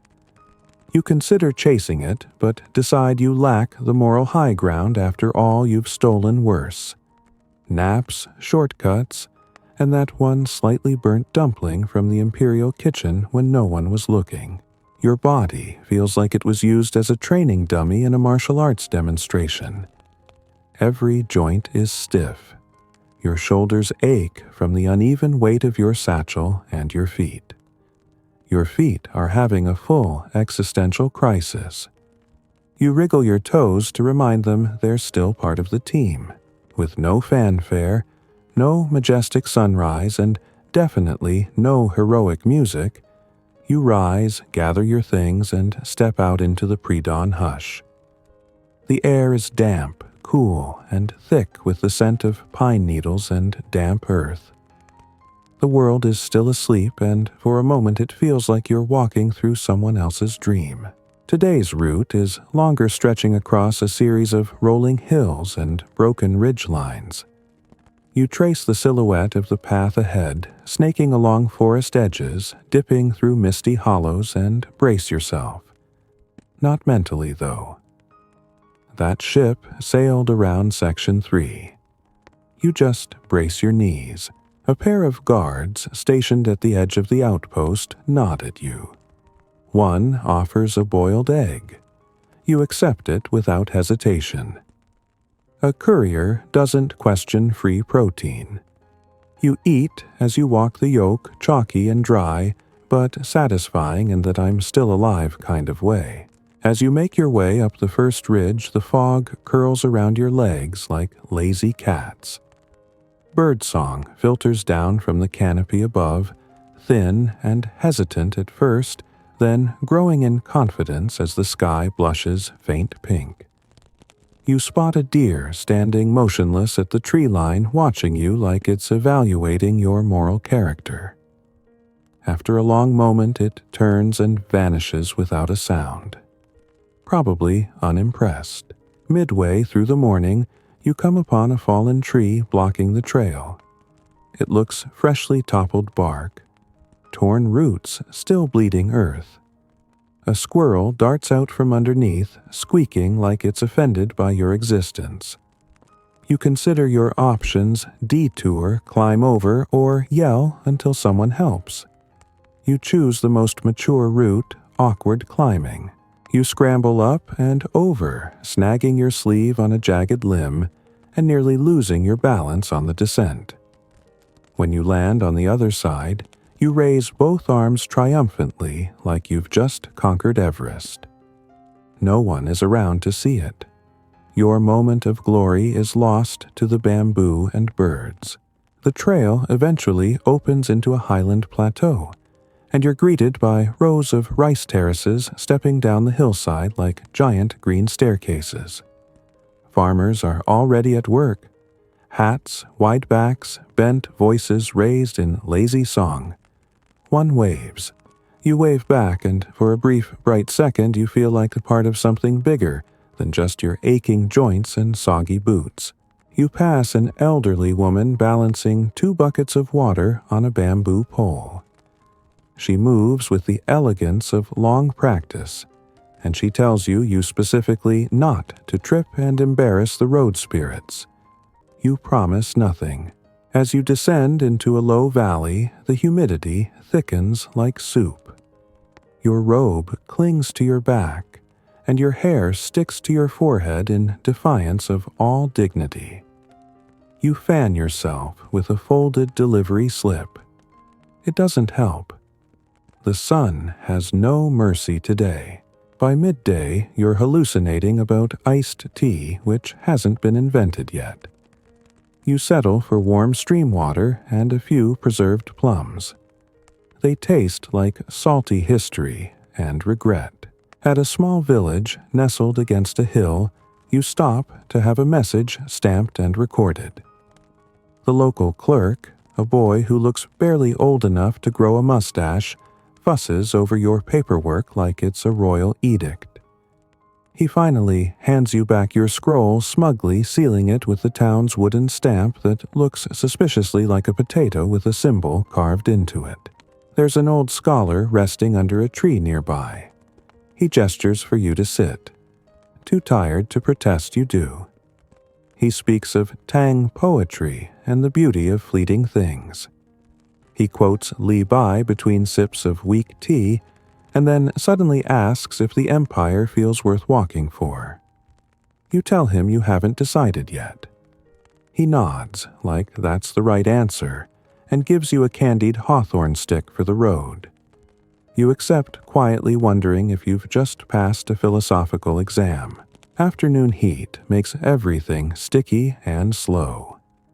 Even the wind has stopped trying. You trek across dusty roads lined with willows that sway without purpose. You invent a game, guess the number of steps to the next stone marker. You're wrong every time. You arrive at a rest post just as a summer rain starts. Not a downpour, not a drizzle, just that persistent Tang Dynasty flavor of rain that seeps into your bones and then lingers like an awkward dinner guest. The postkeeper offers hot rice congee with slices of salted fish. You eat every grain. Hunger makes everything taste like home. While drying your robe near the stove, another courier arrives soaked and grumbling. He mutters about being chased by wild dogs, but it's hard to tell if he's joking. Probably not. You trade stories, swap warnings about flooded trails and stingy innkeepers, and then sit in companionable silence watching steam rise from your sleeves. When the rain lets up, you leave the shelter and walk through the wet hush of a washed world. Everything feels renewed. The leaves gleam, frogs sing from unseen puddles, and somewhere in the distance a temple bell tolls once soft and solemn. You reach the evening's destination, a small postal outpost tucked behind a monastery wall. Monks are sweeping the courtyard. One smiles at you like he knows every secret scroll you've ever delivered. You hand over your sealed packet, receive a new one, and sign your name with a blotchy brush that seems to resent literacy. Your lodging is humble, a shared mat on a wooden floor, and a roof that leaks in exactly one spot directly above your left foot. But it's quiet and safe. And there's warm barley tea which tastes like roasted memories and tired hope. You lie back, watching the shadows dance across the beams above you, wondering who's reading the letters you carry, whether they change anything, and if that even matters. You drift off imagining a different job, like tea merchant or storyteller. But deep down, you know you'd miss the road. You wake in the thin hush of pre-dawn again, but this time it's different. There's a stillness in the air, like the world itself hasn't quite decided whether to spin today. The old monk who brought you tea last night is already sweeping the courtyard stones, moving with the same rhythm he probably used 50 years ago. He nods at you. You nod back, both of you locked in that universal early morning, I'm here, but not really here agreement. You roll up your mat, stretch your back until it sounds like cracking bamboo, and rub the sleep from your eyes. There's a fresh scroll tied with green string waiting for you, urgent, of course. Every scroll is always urgent, even if it's just someone sending a poem to their cousin about how much they hate melon season. Today's journey heads uphill again, and your calves file a formal complaint as soon as you start moving. The trail curves like a lazy river, occasionally blocked by overgrown roots or rocks the size of your optimism. You hop, dodge, and trip your way forward, talking to yourself just to stay alert. You name the trees. You rank the clouds by fluffiness. You debate whether being a Tang Dynasty Postman qualifies as cardio. Spoiler, it does. As the sun warms the hills, you pass through a village celebrating a local harvest festival. Bright paper flags flutter between buildings, and the air smells like fried dough and sweet bean paste. A group of children runs past you shouting something about a dragon made of reeds. You're tempted to follow, but responsibility, that clingy companion, tugs at your satchel. Still, a grandmother insists you try a rice cake, shoving it into your hand with the kind of love that doesn't take no for an answer. You thank her and eat it as you walk. It's sticky, slightly crunchy from sesame, and possibly enchanted, either that or you're just really hungry again. Outside the village, you pass a group of laborers working on a stone bridge. They wave. One jokes that you must be carrying secret love letters for the emperor. You laugh and don't correct him. It's more fun that way. Besides, who knows, historians still argue whether some of the postal scrolls carried poetry or policy, or both disguised as each other. The bridge, they're building arches over a shallow stream, its waters clear and filled with small silver fish. You cross it slowly, pausing in the middle to admire the view. The sound of trickling water, the buzz of insects, the distant thump of someone pounding grain, it all blends into one long, sleepy song. Further ahead, the terrain shifts. The soft dirt becomes uneven stone cracked by tree roots and time. Your pace slows not from fatigue, but necessity. This is where messages come to sprain ankles. A misstep here would land you face first in a particularly judgmental bush. Just past a crumbling mile marker etched with faded calligraphy, you spot a wayside shrine. A stone fox sits perched beside it, half covered in moss, its expression one of eternal amusement. You pause to leave a plum beside it. Not out of belief exactly, but out of respect for the trail and all the forgotten feet that walked it before yours. As you round a bend, you stumble upon another courier. Well, half a courier slumped under a pine tree, fanning himself with a bamboo slip. He's alive, just dramatically exhausted. You exchange weary nods and grumble in chorus about blisters and bureaucrats. He offers you a bite of dried persimmon. You trade half your rice ball. It's a silent contract of mutual suffering and mild carbohydrate joy. He warns you of a tricky detour up ahead, washed out by recent rains. The path now detours through an old graveyard. Great. Nothing like a quiet stroll among the ancestors to remind you how temporary everything is, including your knees. The graveyard is overgrown ivy, clinging to old stone's statues, leaning like they're mid-whisper. You walk respectfully, avoiding cracked tiles and half-buried incense sticks. One tomb has a small mirror hanging from a tree above it, meant to ward off spirits or confuse them depending on who you ask. The mirror catches your reflection, and for a second you don't recognize the tired face staring back. Then you remember, oh right, that's what 3 days of sweat and road dust will do. Once you emerge, the road begins to level out, stretching into a wide path shaded by ginkgo trees. Their leaves flutter like lazy coins, golden and indifferent. You're making decent time, which is good, because your next delivery stop is one of the Empire's more peculiar locations, a hermit's hut. Yes, you're delivering a letter to a man who doesn't technically participate in society anymore.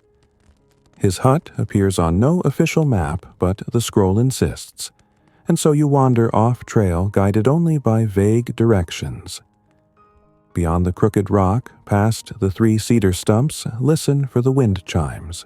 You do eventually find him, or rather, he finds you. 1 second, you're staring at a suspiciously crooked rock, and the next, a robed man with eyebrows longer than some novels appears behind you asking if you've brought him anything interesting.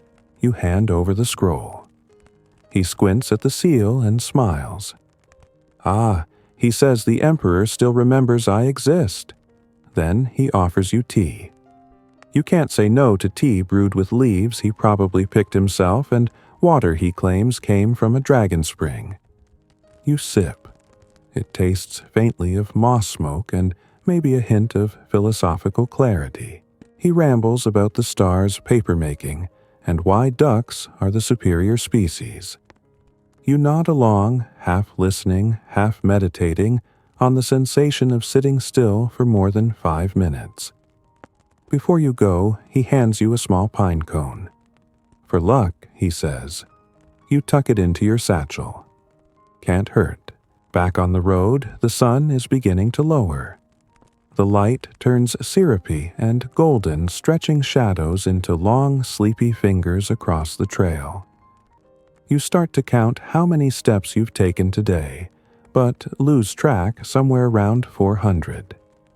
The number doesn't matter. You walked them all.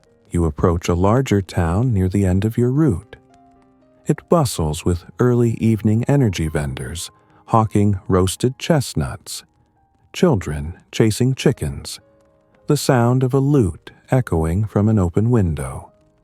You deliver your last scroll to a man with more rings than fingers, who nods solemnly like your arrival was foretold in a dream. With the day's work done, you're guided to a tiny guest room above a noodle shop.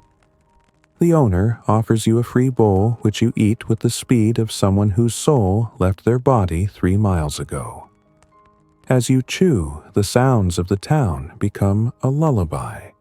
Clinks of chopsticks, distant laughter, the low mumble of people existing. You settle into your room, small but warm. The futon creaks in a friendly way, and the scent of broth still clings to your sleeves. You lie there, pine cone in hand, wondering where the next scroll will take you. Maybe across the mountains. Maybe into history. But for tonight, you're just a tired traveler with sore feet and a belly full of noodles drifting into a sleep full of fox statues, wandering poets and ducks who secretly rule the world. You wake to the rhythmic clang of a wok somewhere beneath you. For a few seconds, you're not sure where or even when you are. But then the noodle scent hits your nose and your stomach growls like a small, hungry dragon. Right. The guest room, the noodle shop, the rings on every finger scroll recipient. All of it floats back like fog returning to a valley. Sliding open the wooden window, you look out over the early morning town square. Merchants are already setting up their stalls, yawning, stretching, slapping dust from awnings. A man walks by with 3 ducks on a leash. You don't question it. Not anymore. Downstairs, the shopkeeper greets you with a sleepy wave and a fresh bun. No words, just food. It's perfect. The dough is soft, the filling is warm, and for one brief moment your life feels suspiciously like luxury. Your next route is mapped with the elegance of a spilled bowl of noodles. There's no clear path, just a list of names, vague landmarks, and that usual cheerful command, deliver with haste. You tie your satchel, adjust your sandals, and brace yourself for another day of controlled meandering. First stop, a spice merchant in the northern district. She greets you with suspicion until she sees the seal on the scroll. Then she practically glows, tears it open, and mutters something about finally getting cinnamon clearance. You back away slowly before you get conscripted into unloading sacks. Leaving town is a minor ordeal. Everyone seems to want a piece of your time. Someone's lost their goat. Another wants to send a letter somewhere near Mount Song, but also maybe west of the river. You gently deflect, promising nothing but vague smiles and postal neutrality. Once free, you head into a valley choked with reeds and tall grasses. The path is barely more than a suggestion, and the air hums with insects and the occasional frog, who sounds like he's judging your life choices. You swat at the air and wish you'd accepted that offer of duck escort. At a bend in the valley, a crumbling watchtower marks the next rest stop. It's manned by a lone guard who's clearly using his spear more as a back-scratcher than a weapon. You hand him a scroll, he offers you tea. Everyone offers you tea. You're starting to wonder if it's secretly a Tang Dynasty loyalty test. You accept, of course. The tea is bitter and earthy, brewed with local herbs. He explains the area's plagued by smugglers, but mostly the kind who smuggle fermented bean paste or poetry deemed too spicy. Historians still debate how strict censorship actually was in this period. Some argue it depended on who you insulted and whether they liked tea. Refreshed, you trudge onward through terrain that oscillates between charming and ankle-breaking. The rocks here are slippery with moss, and more than once you find yourself hugging a tree just to stay upright.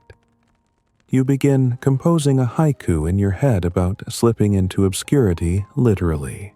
Around midday, you stop at a hillside shrine carved directly into the rock.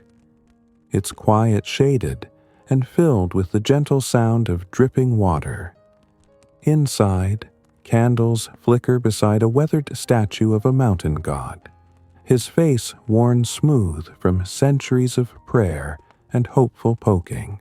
You leave a small offering, a coin, a crumble of your breakfast bun, and a folded paper crane.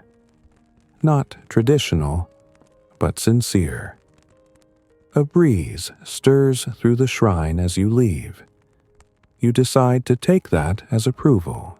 Your path next curves toward a bamboo forest, its stalks towering above you like ancient green cathedral pillars.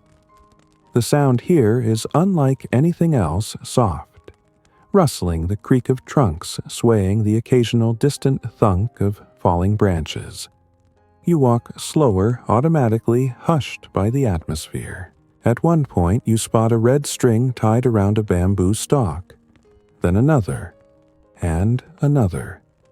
They lead off the trail winding between trees like a breadcrumb trail for romantics. You follow out of curiosity, of course, and find a tiny platform with paper lanterns and dozens of strings tied to branches, each one carrying a wish. You read a few. May my son pass the imperial exams. Let our tofu stall thrive. Please, just one day without my neighbor's rooster. You leave your own May. This postal route involve fewer cliffs. Climbing out of the bamboo grove, you enter a mountain village where everything smells like roasted barley and pickled vegetables. Your delivery goes to a school teacher who insists you stay for a quick snack. One dumpling turns into two. One story becomes three. He asks if you've ever considered a teaching post. You say you already teach, just in very short, tightly rolled lessons. You continue upward because of course you do. Every courier story eventually leads to a cliffside or a mist-shrouded temple. This time it's both. The road narrows, stones shift underfoot, and mist thickens until the world is reduced to about 6 feet of visibility, and a strong desire to not fall off the edge. Eventually, the mist breaks, revealing a temple built directly into the cliff face, suspended by wooden stilts and sheer architectural stubbornness. You climb a winding staircase that groans with every step, and finally reach the temple's gate, which opens before you knock. Inside, monks move like smoke, silent and everywhere. One accepts your scroll with a nod, disappears, and returns with a small wrapped parcel. For the archivist, he says, no other context. Naturally, you stash the parcel carefully and sit for a moment under a plum tree in the courtyard. A breeze sends petals fluttering down onto your shoulders like sleepy confetti. The silence isn't empty. It hums like the pause before a song begins. As you descend, you notice new footprints in the dirt, fresh, oddly small. They vanish around a bend. Curious, you follow and discover a group of children herding goats through a secret path between rocks. They freeze when they see you, eyes wide. You explain you're just a mail carrier, not a goat inspector. They laugh and wave, then vanish as quickly as they appeared.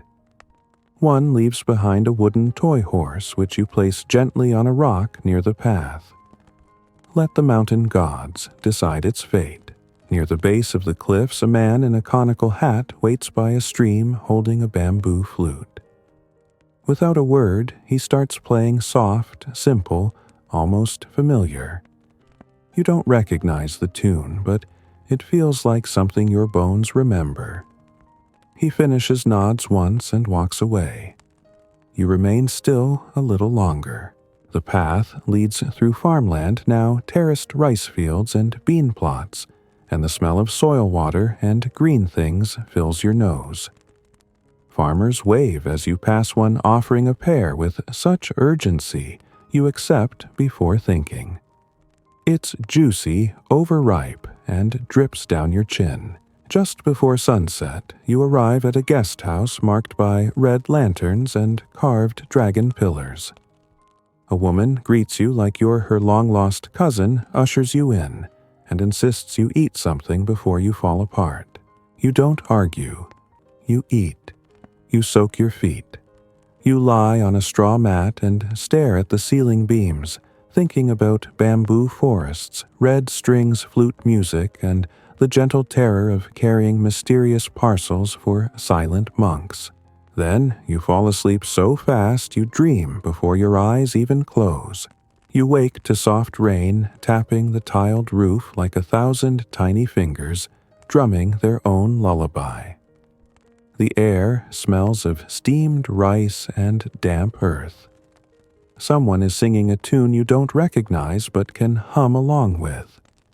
It's too early to be awake yet.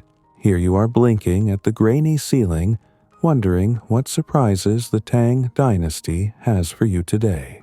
Sliding open the door, you're greeted by the innkeeper already tending to her herb garden. Her sleeves rolled up, and a small cat curled around her feet like a sentient scarf. She offers you a bowl of hot millet porridge, garnished with pickled vegetables and a slice of dried orange peel. Breakfast apparently has medicinal benefits, though it mostly just tastes warm and vaguely citrusy. Today's leg of the journey cuts through a stretch of highland roads flanked by wind-sculpted pines. The landscape is the color of mist and moss. Paths are lined with stone markers, some ancient, others newly carved, guiding travelers like breadcrumbs made of granite. You pass one shaped like a lion. Another looks suspiciously like a fish. Historians still debate whether these markers had coded meanings or if some stonemason was just having a laugh. The wind picks up, and with it the sky shifts from gentle gray to theatrical. Clouds move like actors changing scenes. By mid-morning, you're soaked from ankle to shin, but thankfully the post bag is waxed canvas Tang Dynasty technology at its finest. As you trudge through the drizzle, a herdsman waves you down, pointing frantically at a scroll in your pack. Turns out he's been waiting weeks for a notice about sheep taxation. He reads it under the cover of his coat size and hands you a boiled egg as thanks. You accept the egg. You do not question the sheep tax. The road dips into a gorge where the sound of the rain vanishes, replaced by birdsong and the whisper of falling leaves. You pause to take in the view-layered rock walls, a narrow stream, and above a rope bridge so thin it looks like someone's bad idea carved into reality. And of course, that's your route. Crossing it is less terrifying than you expect until the wind hits. Then it's a tightrope act, featuring one nervous courier and a bag full of diplomatic secrets. You mutter calming nonsense to yourself. Just bamboo and knots. Totally fine. Nothing creaky about that sound. Midway across, you spot a small shrine on the other side tucked into a cliff hollow. Motivation enough. At the shrine, incense still smolders. Someone's been here recently. You leave a pebble beside the offerings, your way of saying, "I made it." Whether to the gods or the postal guild, you're not sure. Past the bridge, the terrain opens into wildflower meadows and beekeeping huts. A woman in a wide hat stops you, recognizing the courier seal. She hands you a pot of honey in exchange for her scroll for energy, she says, and also because you look like you haven't eaten in 2 villages. You laugh, thank her, and sneak a taste. It's floral sticky, and tastes faintly of the jasmine blooming nearby. As the road winds toward your next destination, you begin to notice an odd pattern. Every few li, there's a small piece of fabric tied to a tree branch. Bright silk torn neatly. Some are embroidered. Others bear symbols. You ask an old man tending goats, and he shrugs. Love curses or weather predictions. Depends on who you ask.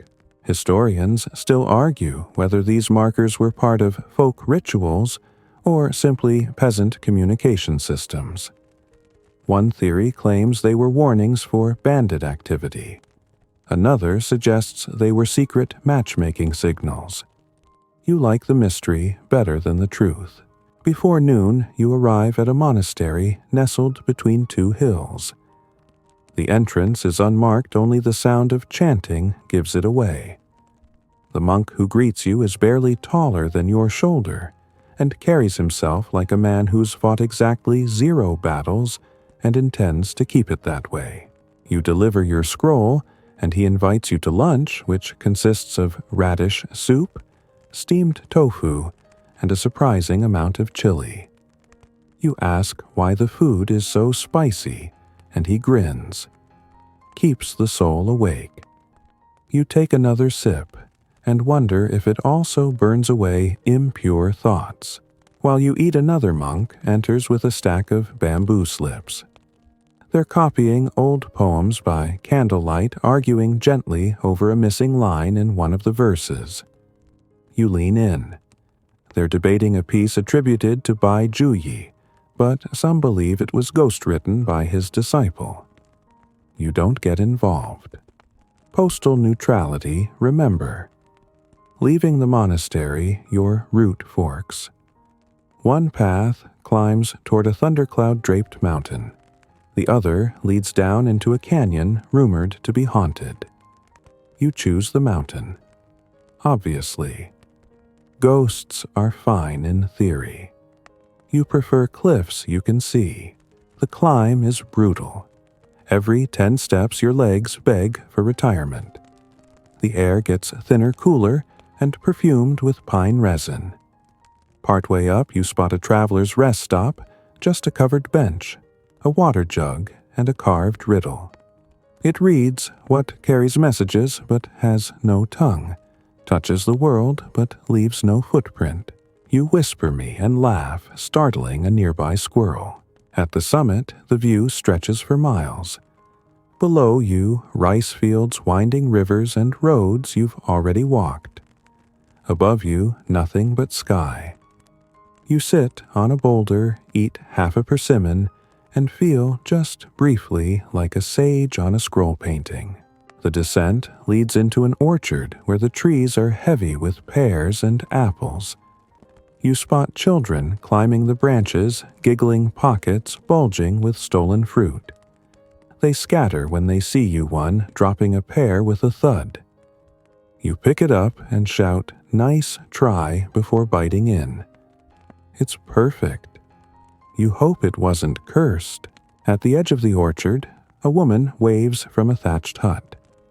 She asks if you'll carry a message, nothing official, just a letter to her sister 3 towns away.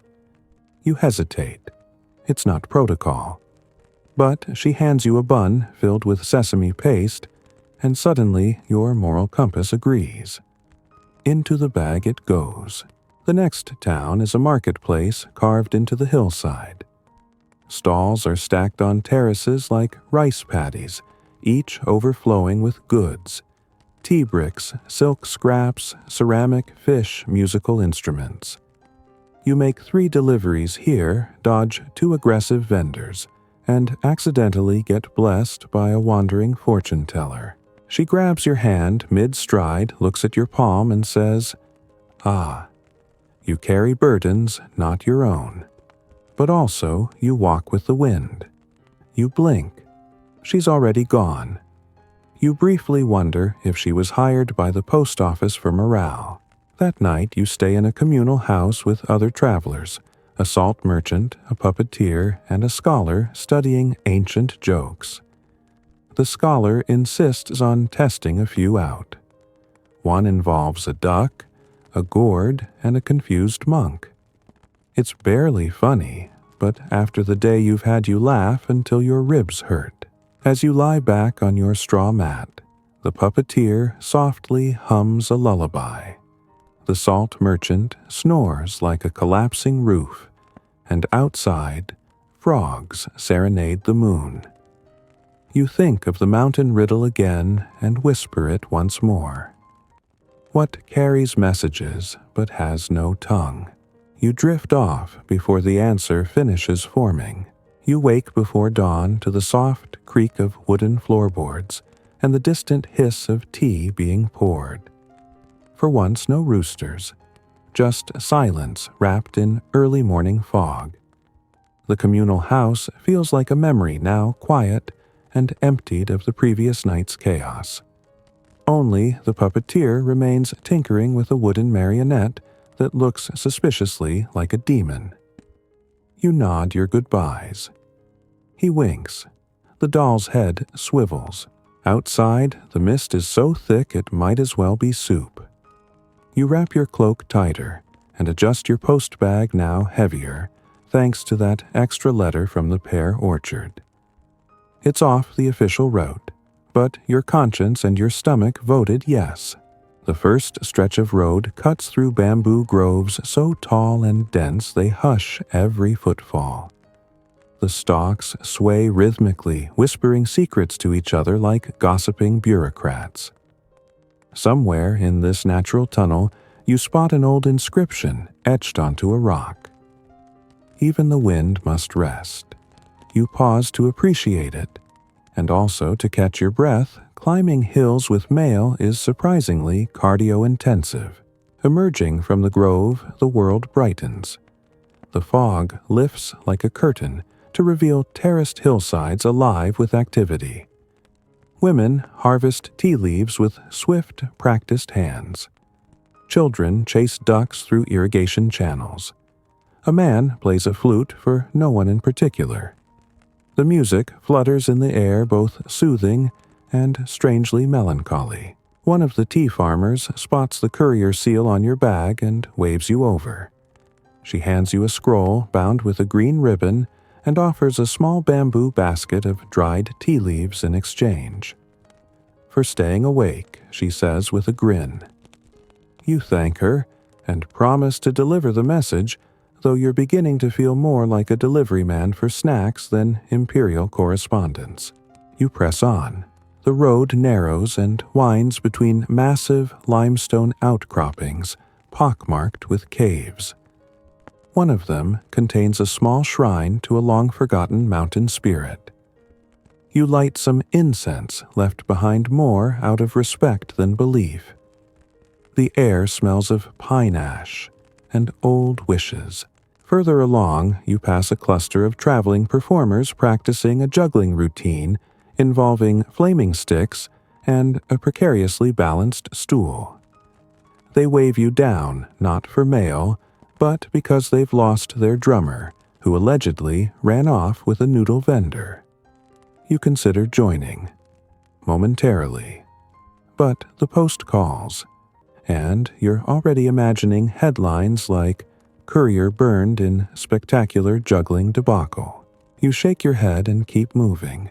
Midday arrives with the sort of hunger that turns boiled turnips into gourmet cuisine. Luckily, the next village has a small way station. The innkeeper, an old man who speaks mostly in nods, serves you hot rice porridge with pickled ginger and fermented beans. You eat slowly, watching the town bustle around you. This place is different, built along a river. It relies on floating markets instead of street stalls. People glide past on flat-bottomed boats, shouting out goods like fresh eels or spiced plum wine. It's chaos on water. You spot one boat entirely dedicated to hats. Just hats.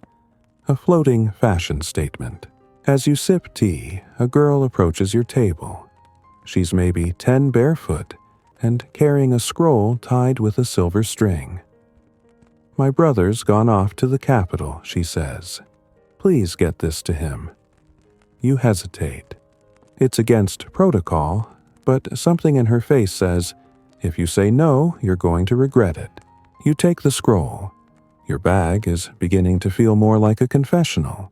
Back on the road, you follow the riverbank as it bends through fields of golden rapeseed flowers.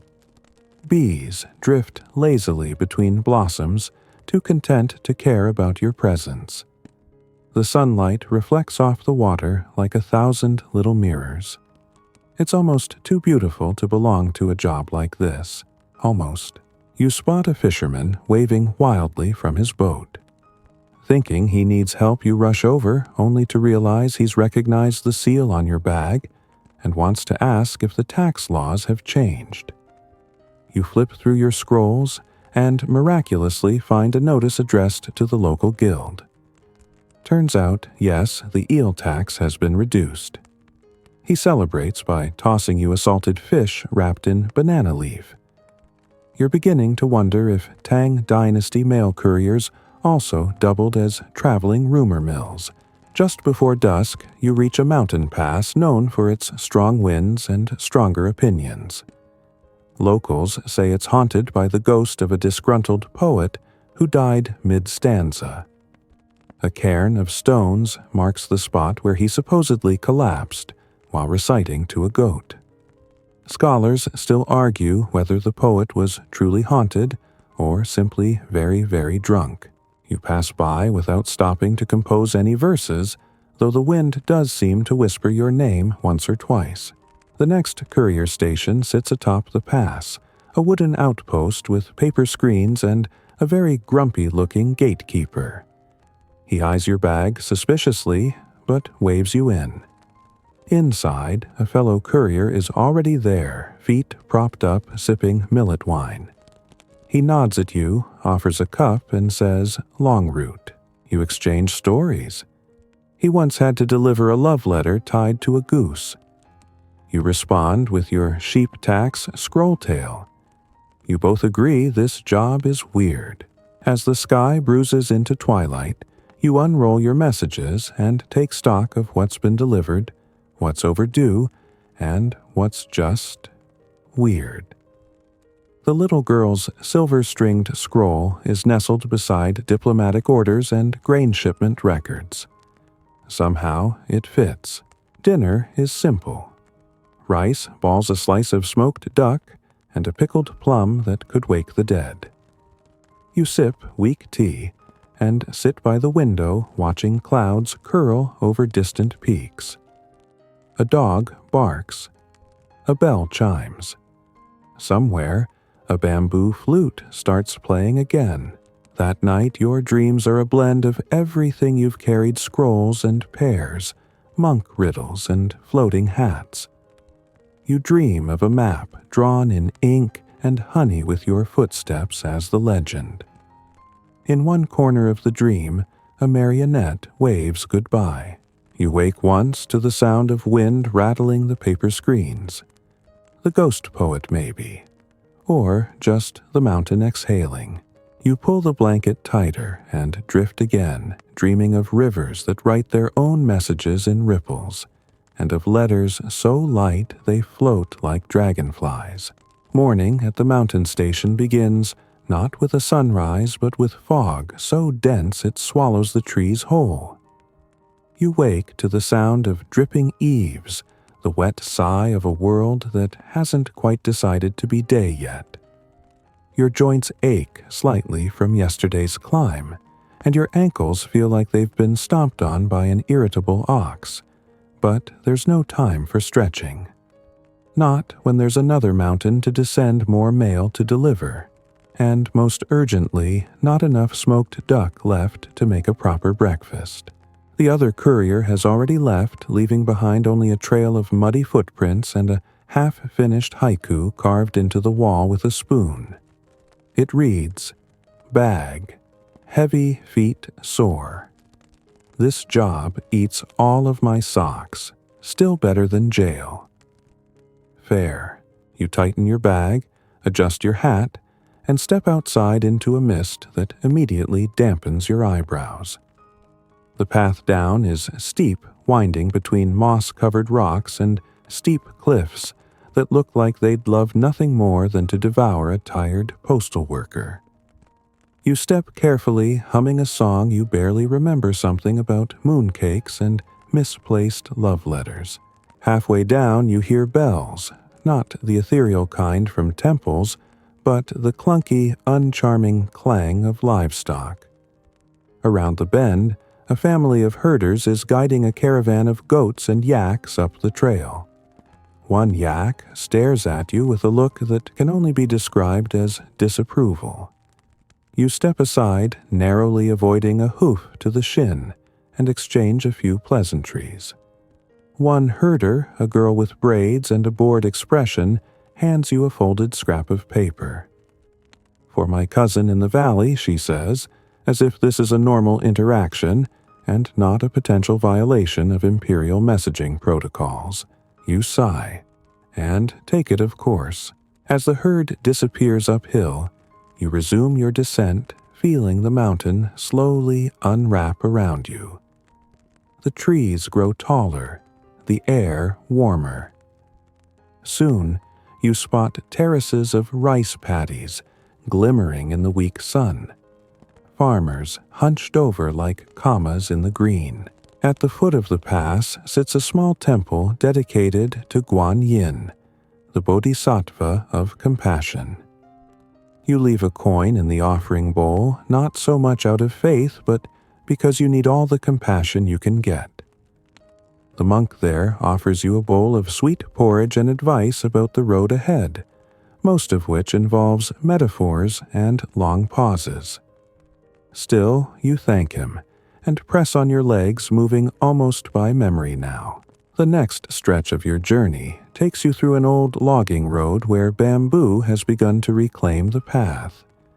It creaks and groans overhead like the groaning timbers of a ship lost at sea.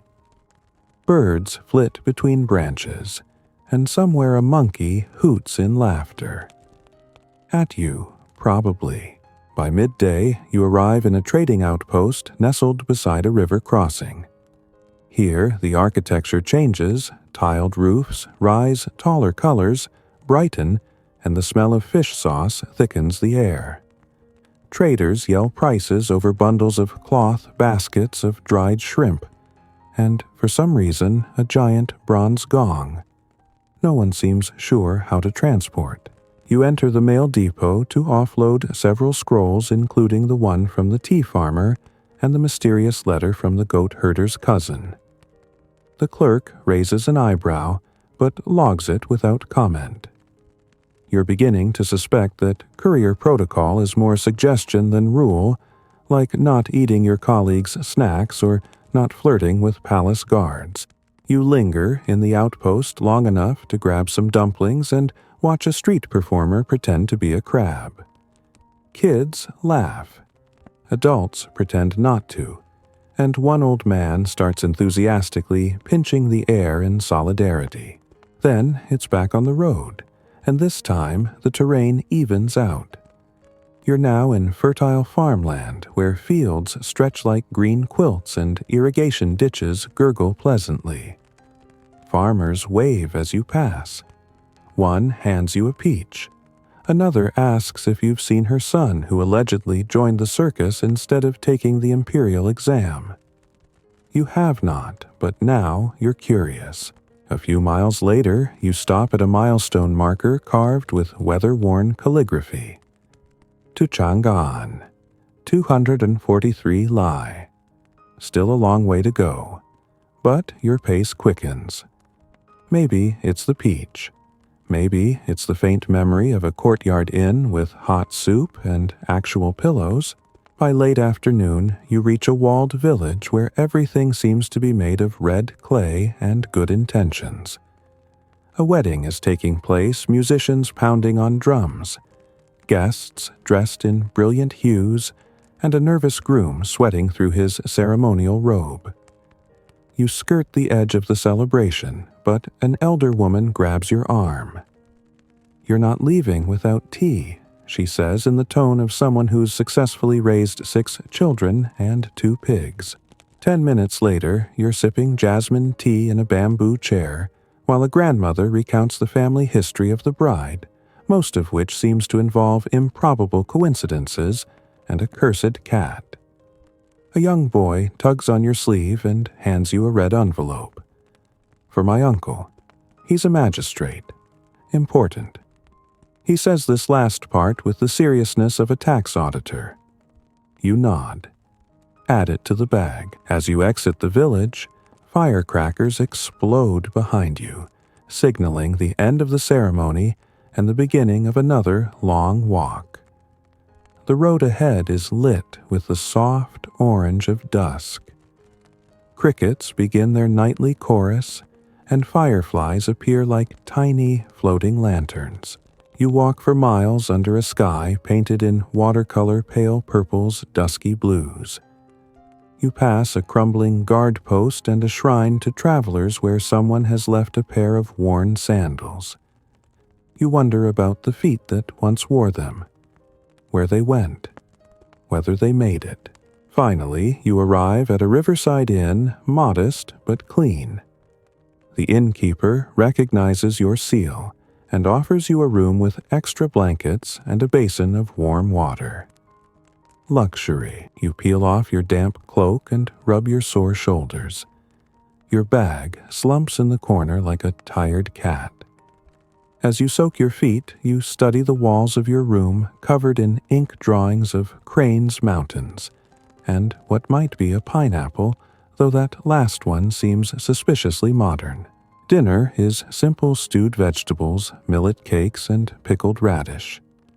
The innkeeper's wife hums as she serves you, and the sound is so comforting it almost makes you forget your blisters. You write a few quick notes on a scroll for your supervisor.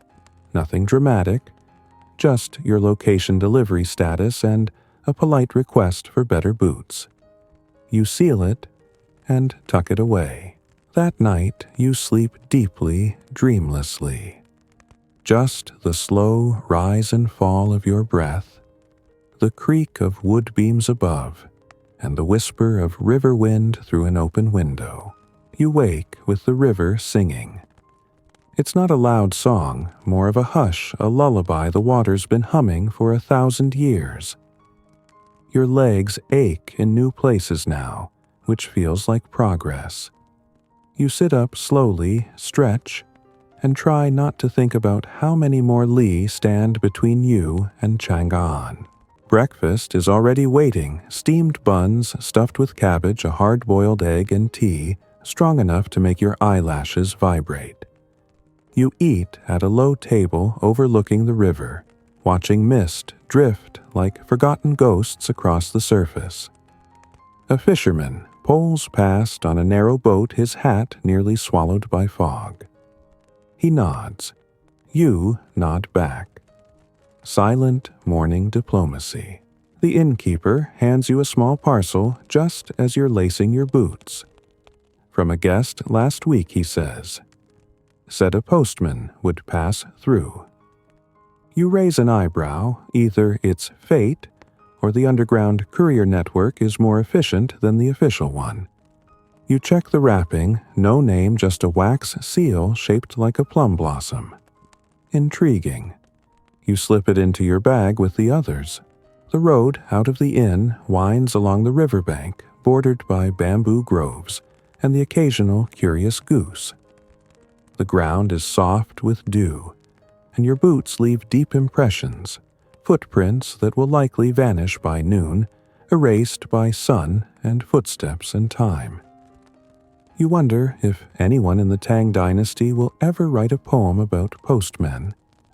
Probably not, though someone should. You cross a simple wooden bridge where kids are dropping pebbles just to watch the splash. One looks up and asks, "Are you the Emperor's spy?" You smirk, only when he's sending cake recipes. The kid laughs like it's the funniest thing she's ever heard, and you walk on with lighter steps.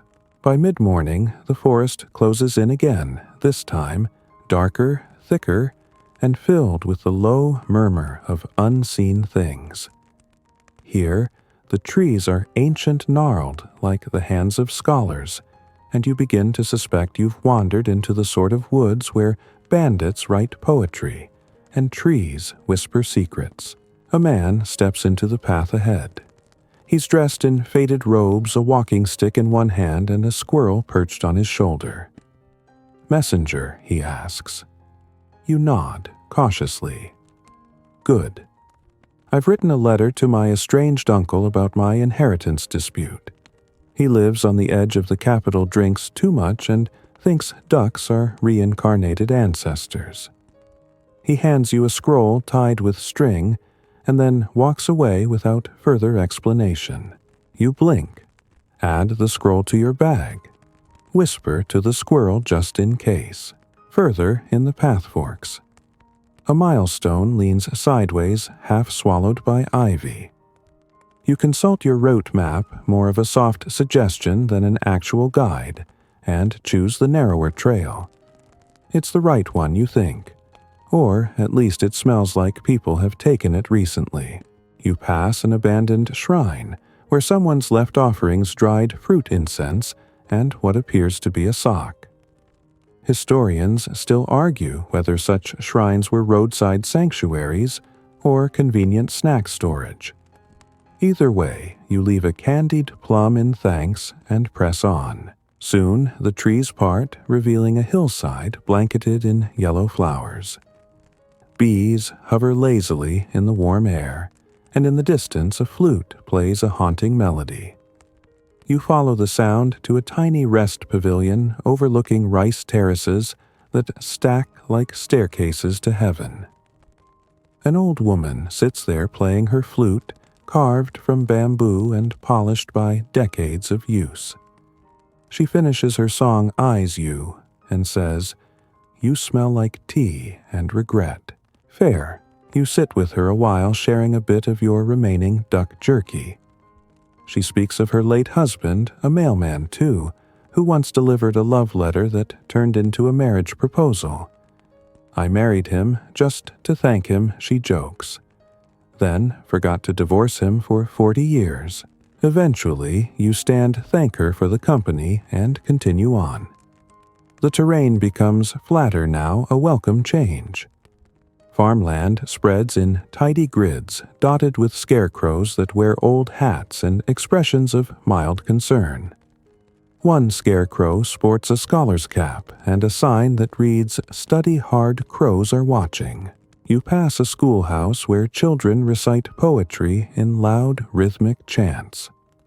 One boy whispers, "Postman," and grins. You wonder what rumors circulate about your kind.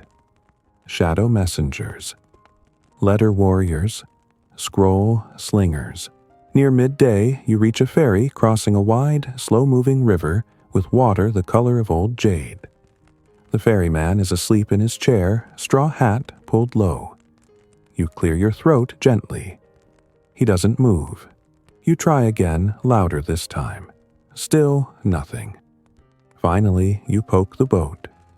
The ferryman startles, then grins like you're an old friend. "You missed the emperor," he says. "He came through here yesterday on a cloud made of ducks." You decide not to ask. The ride across is slow and peaceful. You sit near the edge of the ferry, trailing your fingers in the water. Fish flash beneath the surface like living coins. You eat a rice ball from your pouch and watch the sky shift from morning gold to noon silver. On the other side, the scenery begins to change again. Buildings rise taller, roads grow straighter, and you see more riders on horseback, wealthier folk in fine robes who barely glance your way. You spot a military patrol and briefly worry they'll search your bag, but they nod respectfully and pass. The seal you carry is still strong currency out here. Late afternoon finds you entering a town known for its market stalls, stacked with lacquerware puppets, silk fans, and tiny clay tigers that roar when you blow into them. You watch a puppet show from a distance, two dragons fighting over a pearl while gnawing on a candied walnut. A vendor tries to sell you love potions, another offers anti-theft dumplings. You're not sure if they prevent theft or steal from others, and a third insists his cat can write poetry. You pet the cat. It seems skeptical of you. You stop by the local courier depot, offload a handful of scrolls and the sealed package. The clerk examines the plum blossom seal and raises both eyebrows. "Haven't seen one of these in years," he mutters. You ask no questions. He offers you a cup of chrysanthemum tea and tells you a story about a courier who once outran a tiger by throwing mail at it. Not approved protocol, he adds deadpan. Your last delivery of the day is to a modest house on the edge of town, a scholar's residence surrounded by books and birds. You hand him a scroll and he lights up. Finally, he says, "My brother's pickled turnip recipe." He invites you in for a drink, but you decline. The sun is low and you've still got miles to go. You walk out of town under a sky tinged with rose and orange, the day cooling just enough to make your sleeves feel heavier. Fields stretch on either side, and fireflies blink like distant stars come down to visit. Eventually, you reach a rest post, a humble place, nothing fancy but with a clean mat and a well for washing. You eat sparingly, write another update scroll for headquarters, and rub balm into your feet. One toe might be permanently offended with you. You apologize aloud. As you lie down, a night breeze drifts in through the open shutters. It smells of ink, rice, wine, and maybe the distant sea. You close your eyes. Just for a second. You're on the road before the stars disappear.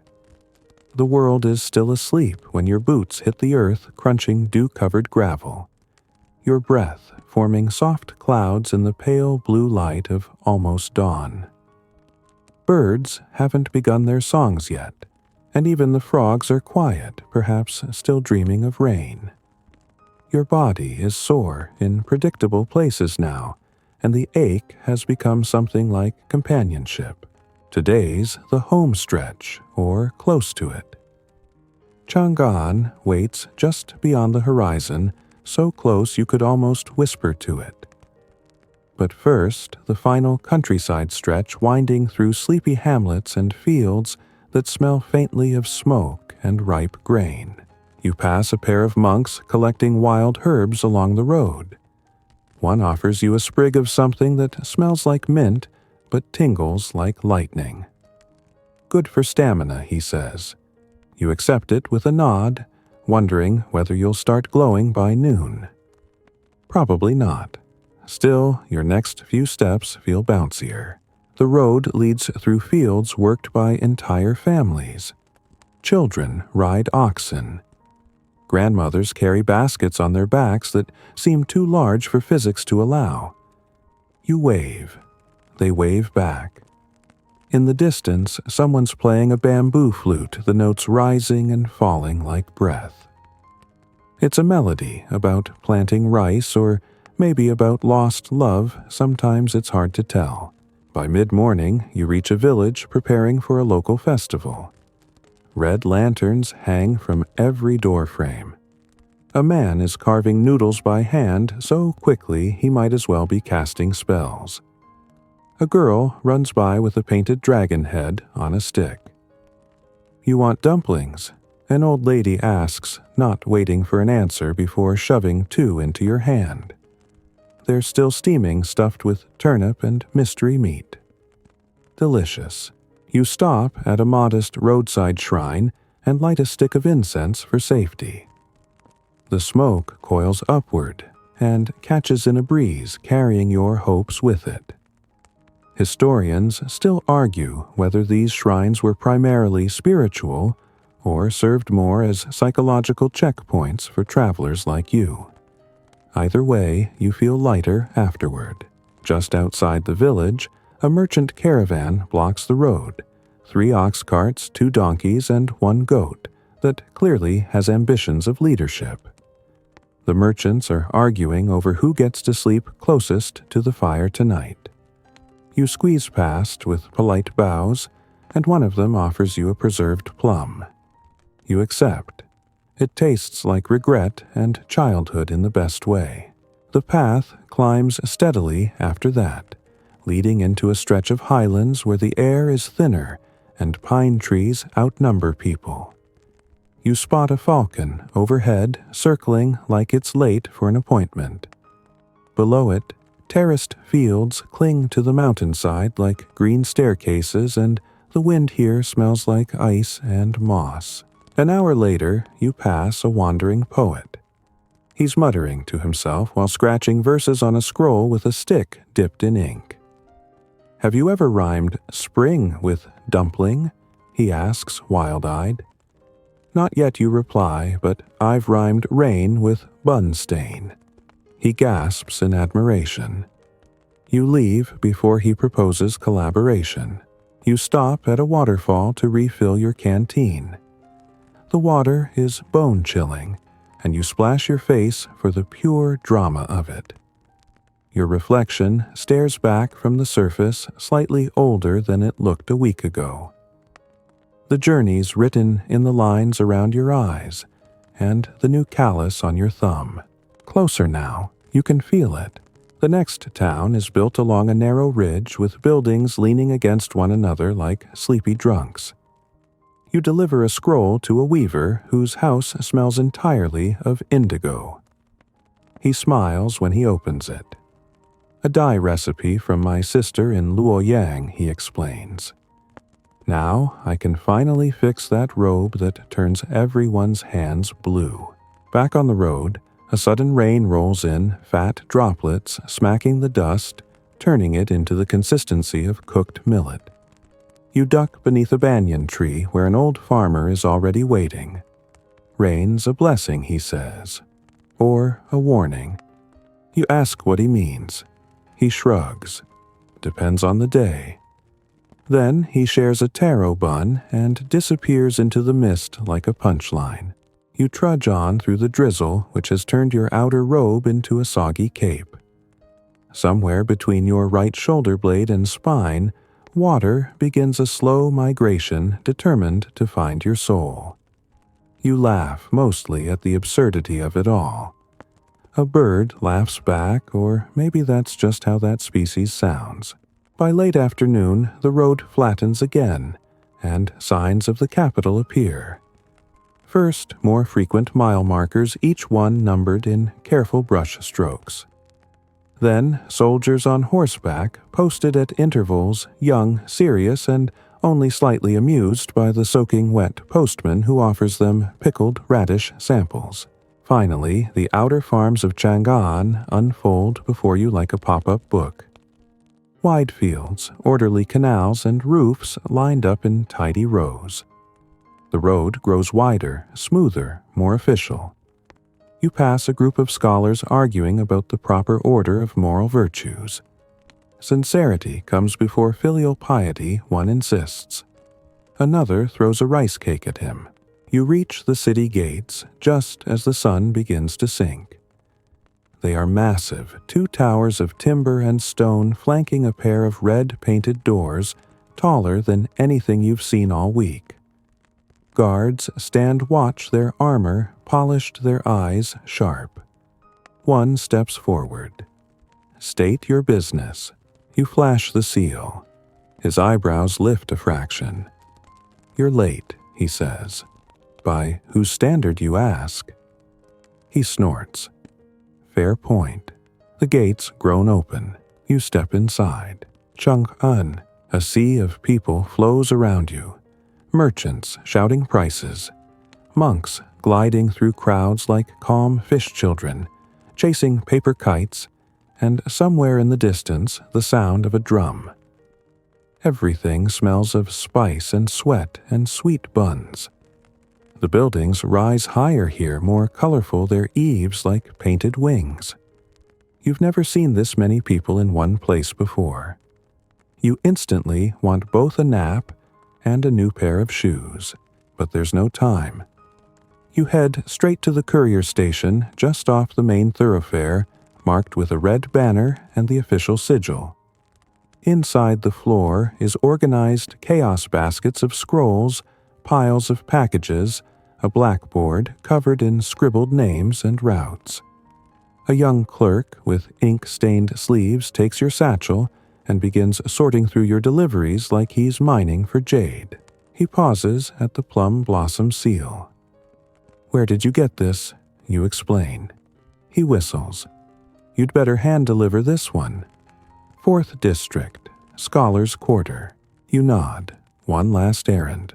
The streets grow quieter as you move westward away from the market noise. Here the buildings are elegant, understated homes of people who read for pleasure and speak in metaphors. You find the address carved into a polished wooden gate. You knock. A servant answers. You show the seal. She nods once and lets you in. Inside the garden is silent except for the splash of a tiny koi pond. You wait under a peach tree. An elderly man appears, his robe clean, his posture sharp despite the years. You hand him the parcel. He studies the seal, nods slowly, and murmurs something about finally. Then without a word, he disappears inside. That's it. You're done. You sit on a bench near the pond, watching a fish nibble at a leaf. You could stay here forever. Or at least until someone brings you tea. The city hums around you, vast and ancient and alive. You made it. Every step, every scroll, every blister, and for a moment, everything is still. You wake up the next morning to the rare luxury of not needing to be anywhere.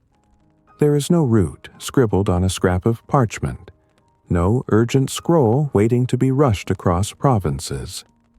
Instead, there's warm sunlight on your eyelids, the faint smell of steamed buns from a nearby vendor, and the gentle murmur of a koi pond outside your window. For once, you're allowed to stretch without calculating how many miles are left. You're in Chang'an, a city so massive and well-planned it could probably be seen from the moon, if the moon had a telescope and a fondness for civil engineering. Streets run like grid lines. Watchtowers peek above tiled roofs. There are more noodle stalls per square meter than seems legal. Even the pigeons here carry themselves with bureaucratic dignity. The innkeeper greets you with a nod and a pot of chrysanthemum tea. You walked far, he says. You look like your shoes need counseling. You glance at your boots, which at this point resemble leather soup. You both laugh. Sort of. With no scrolls to deliver, you decide to wander. The capital is buzzing, always buzzing, but in a way that's oddly soothing, like a hive that's had its morning coffee. You pass schoolchildren practicing calligraphy in a courtyard, their brushes shaking as a stern tutor corrects them mid-stroke. One of them glances up at you. You wink. He grins, then ruins the next character entirely. Sorry, kid. You visit the West Market first, a chaotic sprawl of traders, entertainers, and opportunists. A man with a monkey tries to guess your name. A fortune teller insists you'll soon inherit a goose. You buy sesame cakes and watch a puppet show about a tiger who becomes a monk. Historians still debate whether these puppet tales were genuine moral instruction or just ancient slapstick with animals wearing hats. Later, you head toward the south gate, where the city's outer wall stretches into the horizon. Climbing up the watchtower, you can see everything. Tiny carts like ants, smoke rising from breakfast fires, the occasional shimmer of armor in the streets below. Somewhere beyond all this lies the path you took to get here, curling back through mountain passes, lazy rivers, and moss-covered shrines. And standing there, it hits you the sheer ridiculous miracle of it all. You were a postal worker, a very tired, often hungry, sometimes slightly damp Tang Dynasty Postman. And yet you crossed a continent, dodged wild dogs, climbed mountains, discussed rhymes with mad poets, and still managed to deliver your entire satchel of scrolls without eating one out of boredom. That's something. Back on ground level, you visit the courier headquarters again. The same clerk is there now wearing a different robe, but the same ink-stained expression. You going out again tomorrow, he asks, not even looking up. You pause. For the first time in weeks, you don't know the answer. He glances up. We've got a route open northbound this time. Mountains again. Frost, maybe. You imagine it. Cold mornings, pine forests, the sound of your own footsteps echoing against cliffs. You also imagine sleeping another day and finally getting a massage. Maybe you say, let me check my schedule. You leave the office and drift through the Scholars' Quarter. People here walk slowly often, with books held open in one hand, like traffic laws don't apply to literate pedestrians. You find a tea house tucked between two calligraphy shops and claim a quiet seat under a paper lantern. The server doesn't ask what you want. He simply brings you a cup of something steaming and golden. It tastes like dried flowers and forgotten dreams. You sip it slowly. Across from you, an elderly couple is arguing over a poem. He meant the plum tree, the man insists. He meant the moonlight on her sleeve, the woman corrects. Neither is angry. It's the kind of argument people fall in love having. As the sun begins its slow descent, you return to the garden where you delivered the final scroll. The peach blossoms are falling now, drifting in lazy spirals like springtime snow.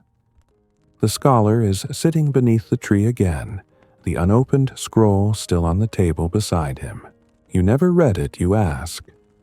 He smiles. I already know what it says. Then he hands you a single slip of paper. It's a poem, handwritten, ink still fresh. For you, he says, for the road back. And maybe that's when you realize you're not done, because the road doesn't end here. It never really ends, not for you, not for anyone with boots and a destination. It only pauses, takes a breath, waits for your next step. You slip the poem into your satchel next to your remaining sesame cakes and the coin you've carried since leaving home.